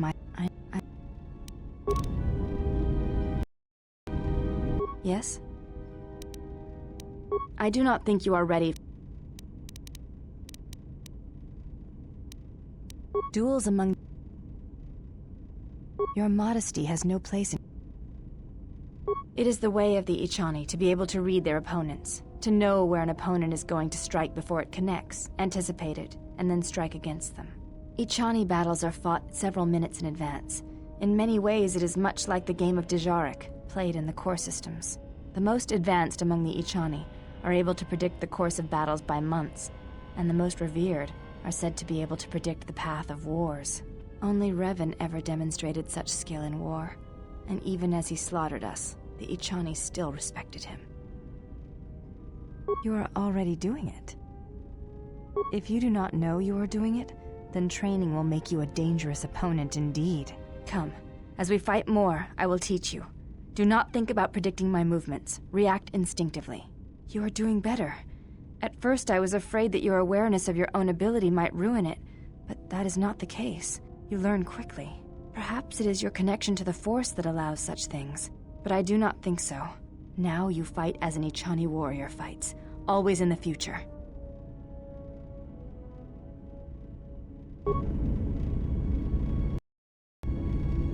Yes? They are. I miss... You... What of her? This is already known to me. Why are you telling me this?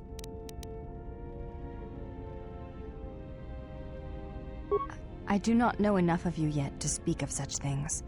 I do not know your stance, your heart. Perhaps if we were to train together in battle, my thoughts on this would be clearer. But not now. You may...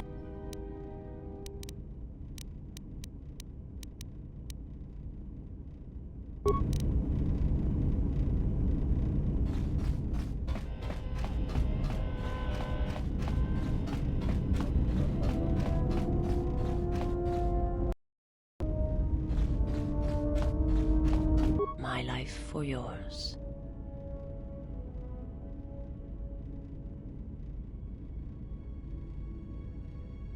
I am able to serve. If we enter battle, I will fight and die alongside you. I have not heard that question in some time. My flesh is healed, if that's the answer you seek.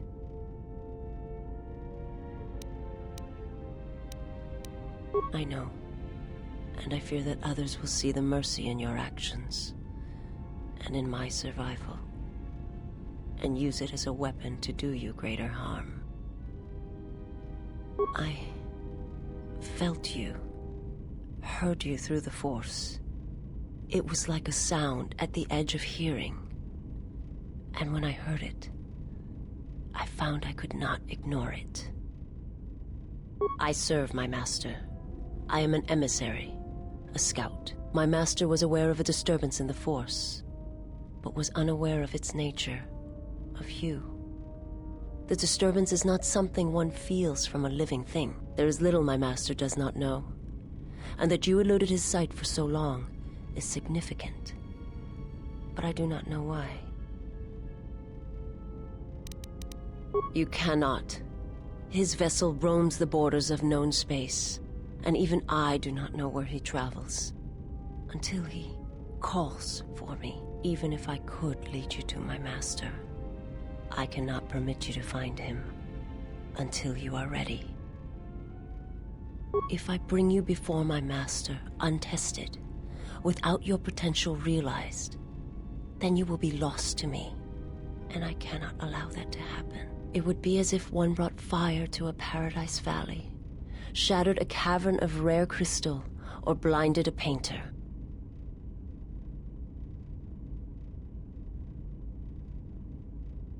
I cannot, I will not. I would die first, and gladly, to preserve you, untouched, unharmed. Now that I have found you, I cannot sacrifice what I have found. You will meet my master. It is inevitable. I have seen it. And when you stand before him and realize what you face, you must be prepared. Until then, I must protect you, help you, until you are ready. There's a greatness in you. A greatness that does not stem from the Force. It stems from who you are.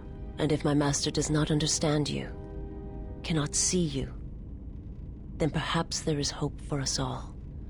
But if you seek to survive, then you must understand why this is so. There is much I see my master cannot. I fear it is because of my nature, the nature of my race. My people spend their lives seeing the galaxy, the energy streaming off stars, the growth of life, all things touched by the Force. It is not a subject which I have spoken of since its destruction. The planet was not destroyed. It remains. It orbits, dead in space. But nothing lives on its surface. It echoes, but there's no one left to hear it.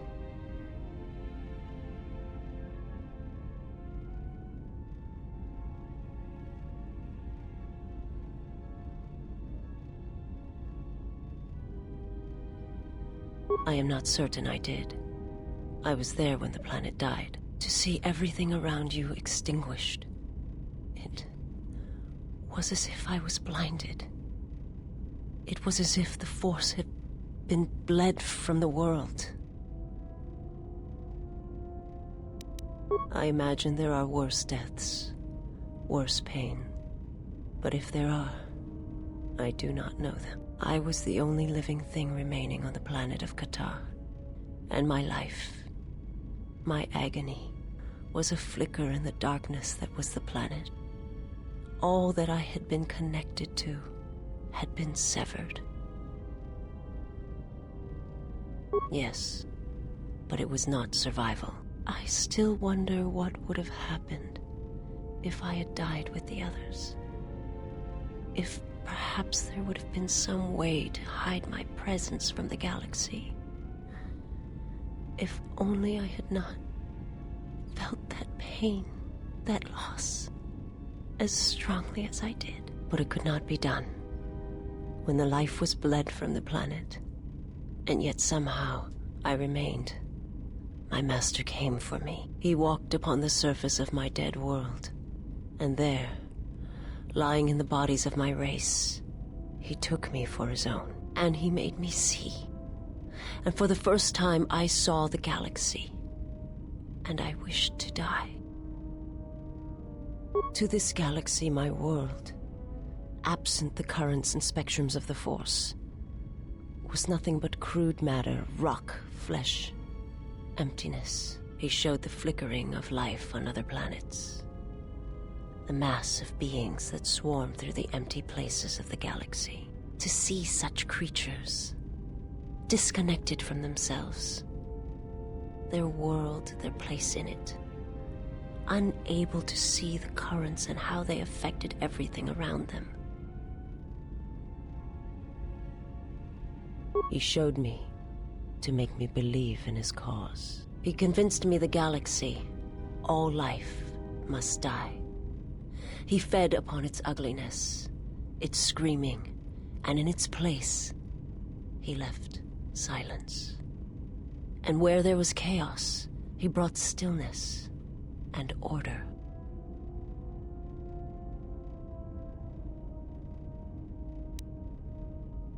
It was not a thing done with machines or weapons.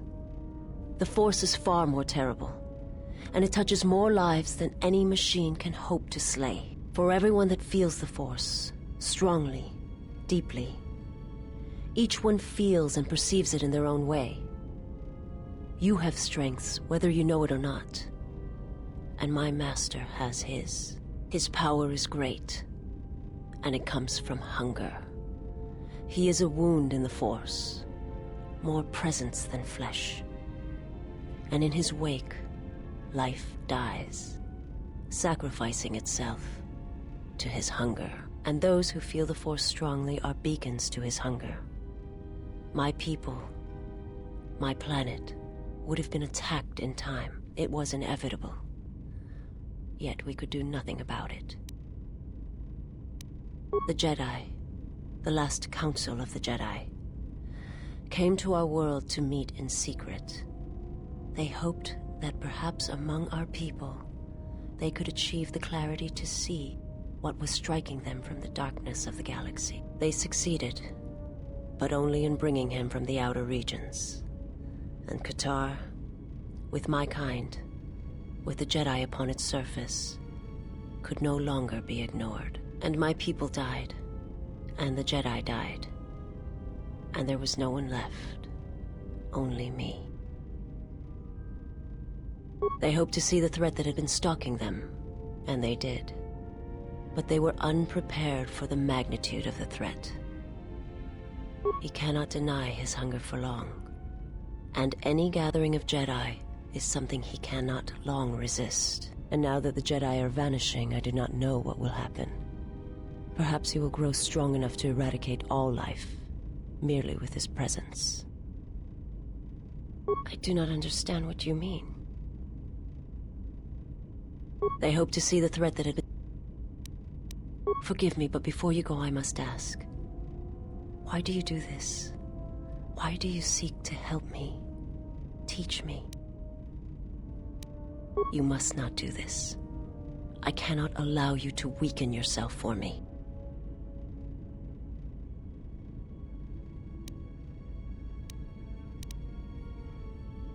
So you say, but it is not something I have observed or seen.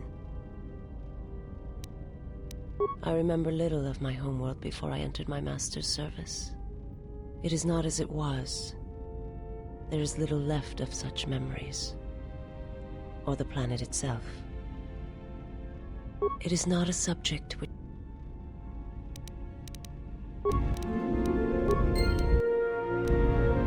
my life for...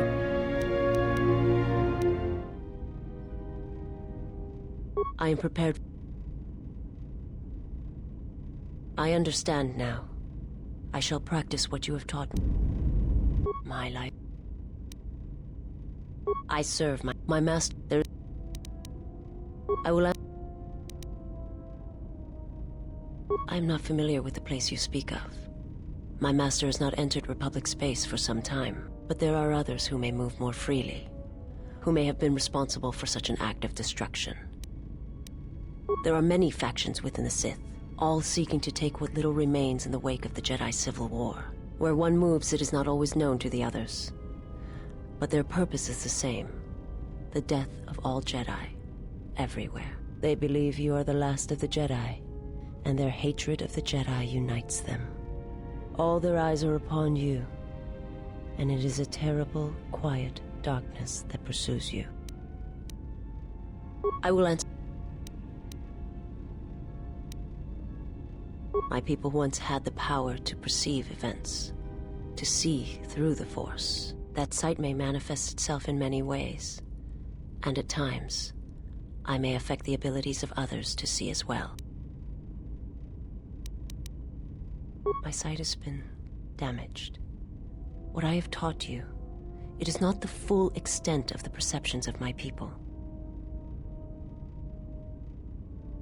My master, when he showed me my world, showed it to me as it is. It hurt. And since that moment, it has been difficult to perceive the Force as I once did. But after traveling with you, I feel that perhaps there was a gift in it, hidden beneath the pain.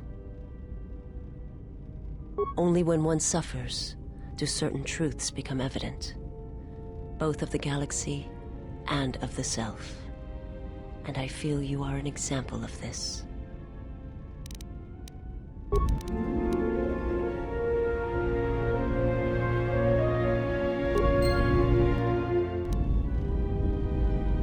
My life. I am prepared for... I understand. My life. I will answer. If you wish to know. First, now, imagine there. It is not as difficult as I thought. You learn quickly. It will take effort to maintain such sight, but you now have that power, and with it you can use it to see life around you in a different way, as I used to see it.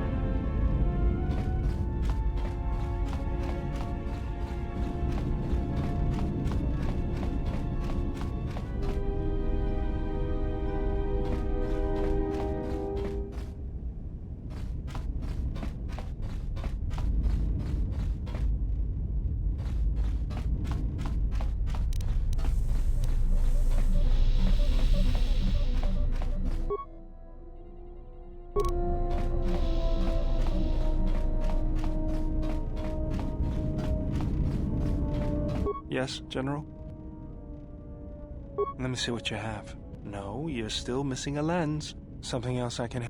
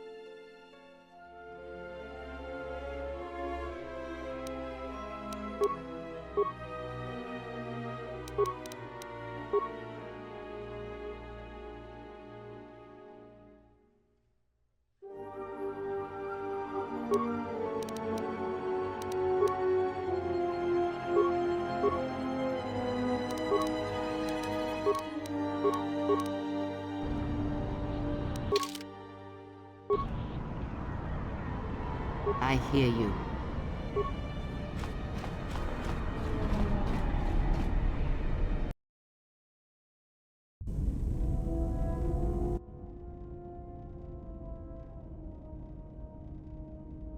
Don't you ever give it a rest? Fine, don't mind me. I just need to get some stuff from the cargo hold.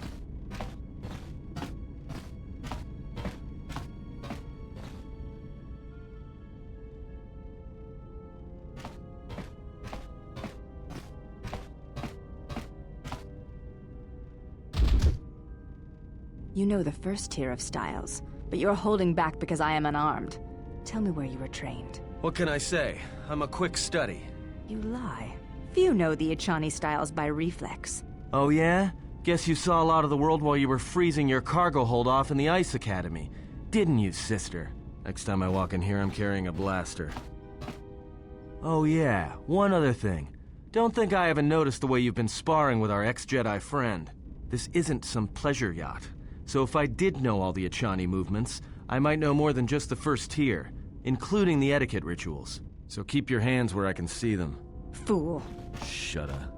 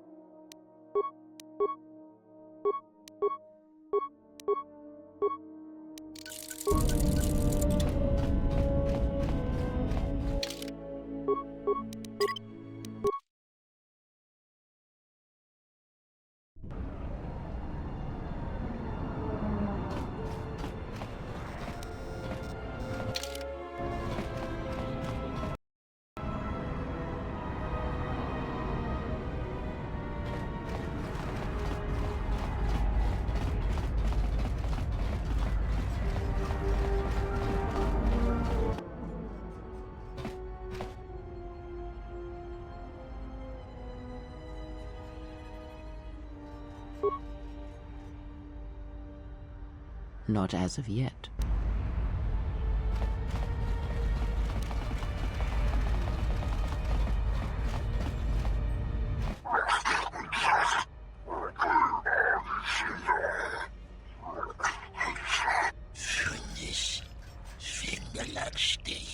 No, look, you can't keep us trapped in the refugee sector. We can't survive there.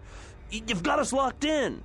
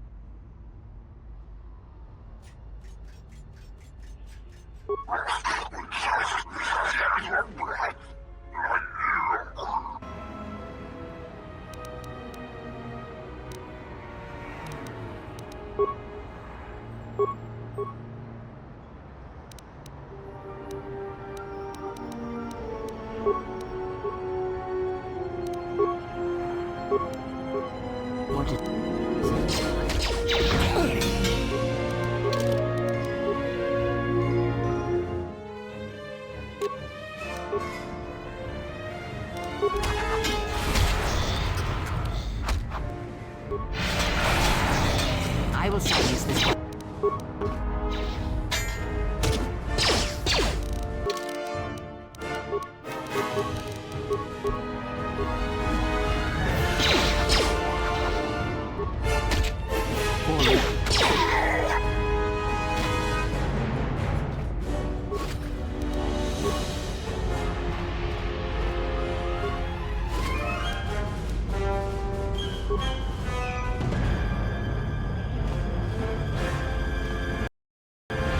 Thanks for your help.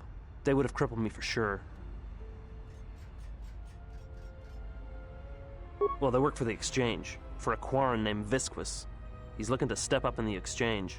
The only language the Exchange respects is money, so Visquis is trying to increase his profits by using the refugees here in Nar Shaddaa as a cheap labor force.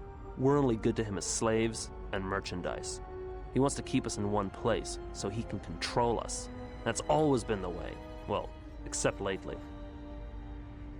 The Exchange has been clamping down on the refugee sector hard, and I've no idea why. They've started kidnapping people, hurting others, but there seems to be no reason to it. You don't. He comes to you. If he's got reason to. Either because you can help him out, or because you're making trouble. Either way, it's not a good thing. Whatever your reasons, thanks.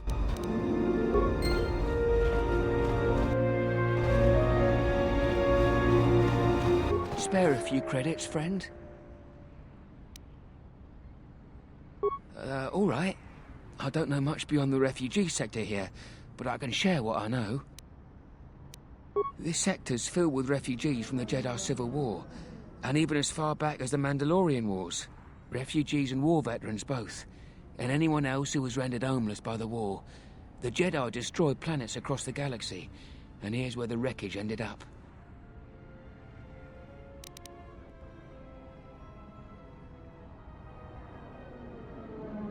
That's two names for one thing. It's difficult to tell in the crossfire, and the Sith were led by Jedi. In the end, it didn't make much difference. A lot of space lanes cross at Nar Shaddaa, and once here, it's hard to move on. Even fighter pilots from the war can't get work at the docks. The freighter crews are full up. There's no work here and no way out, unless you want to become a hired muscle for the Exchange, or work in a Hutt slave camp. No, should I? He doesn't sound like a Hutt. What, is he a bounty hunter or an Exchange boss? Jedi Master? There aren't any Jedi Masters in the galaxy, let alone on Nar Shaddaa. This place is a cesspit, with the Exchange and the Hutts stabbing their claws into everything. But, you know, I did hear something about a bounty on Jedi, though. Something the Exchange posted. Doesn't matter, though. Aren't any more Jedi around, so no one's going to be collecting that bounty. Not much to say, except it's a high price. You need to find a bounty hunter to get more, and they've been pretty scarce lately. You might have more luck trying to find someone connected to the Exchange. And I don't mean some spaceport muscle, I mean someone connected. No idea. Could be one of them crossed the Exchange, and they're looking for revenge on all of them. Well, they tend to lay low. To be honest, it's like with bounty hunters. You may need to do something to get their attention. This sector's filled with refugees and war... Friend, you did promise some credit. Look, one other thing. It's obvious you're new around here. I can tell it just by looking at you. Nar Shaddaa can be a rough place, and easy to get lost in. If you want, I can keep an ear out for you. Let you know if I hear anything. I'll do that then. I'll come seek you out if I hear anything I think you might want to know.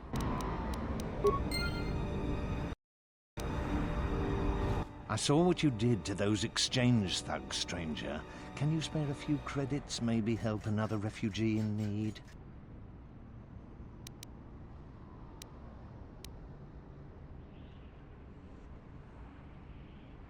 Thank you, stranger. I won't forget your kindness.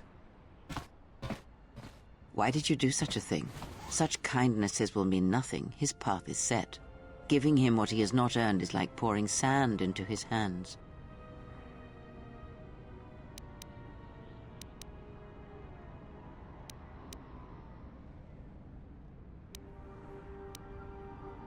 And would that be a kindness? What if by surviving another day he brings a greater darkness upon another? The Force binds all things. The slightest push, the smallest touch, sends echoes throughout life. Even an act of kindness may have more severe repercussions than you know or can see. By giving him something he has not earned, perhaps all you have helped him become is a target.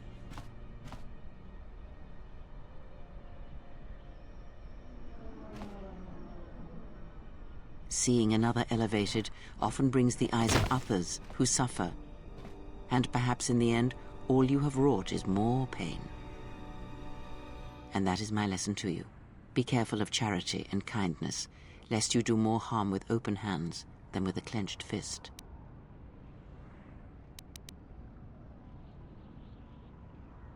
Good. Mind what I have said. Use your power, but in its proper place.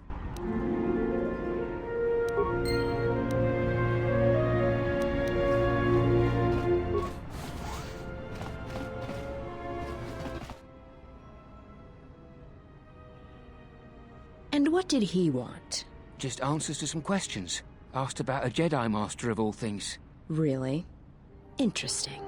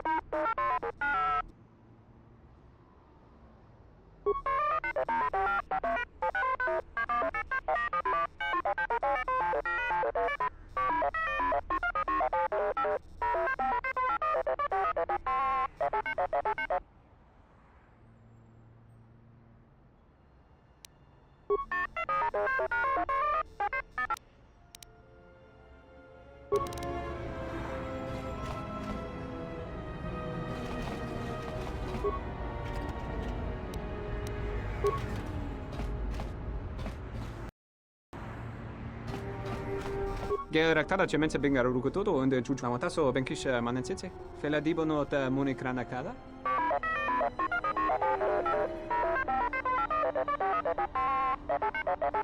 Terewana jun konata della raguno tunna. Dai rento ron kawrekare papanala ranshinga. Terache wemeno totorere senisensen. Charanana gundoso remina che l'orakto guru katada. Fiadoratore pada no ringatel camarada tela fibo numbo da bicarana cenirara. Terewana jun konata della raguno tunna. Dai rento ron kawrekare papanala ranshinga. Terache wemeno totorere senisensen. Terewana jun konata della raguno tunna. Dai rento ron kawrekare papanala ranshinga. Terache wemeno totorere senisensen. Der rento ron to wakare kwe wapgerebu. Nenso telepachan gorsada nane gra dall'onuta choloren. Dosane gravalantro kwe wapater tanachingaradana.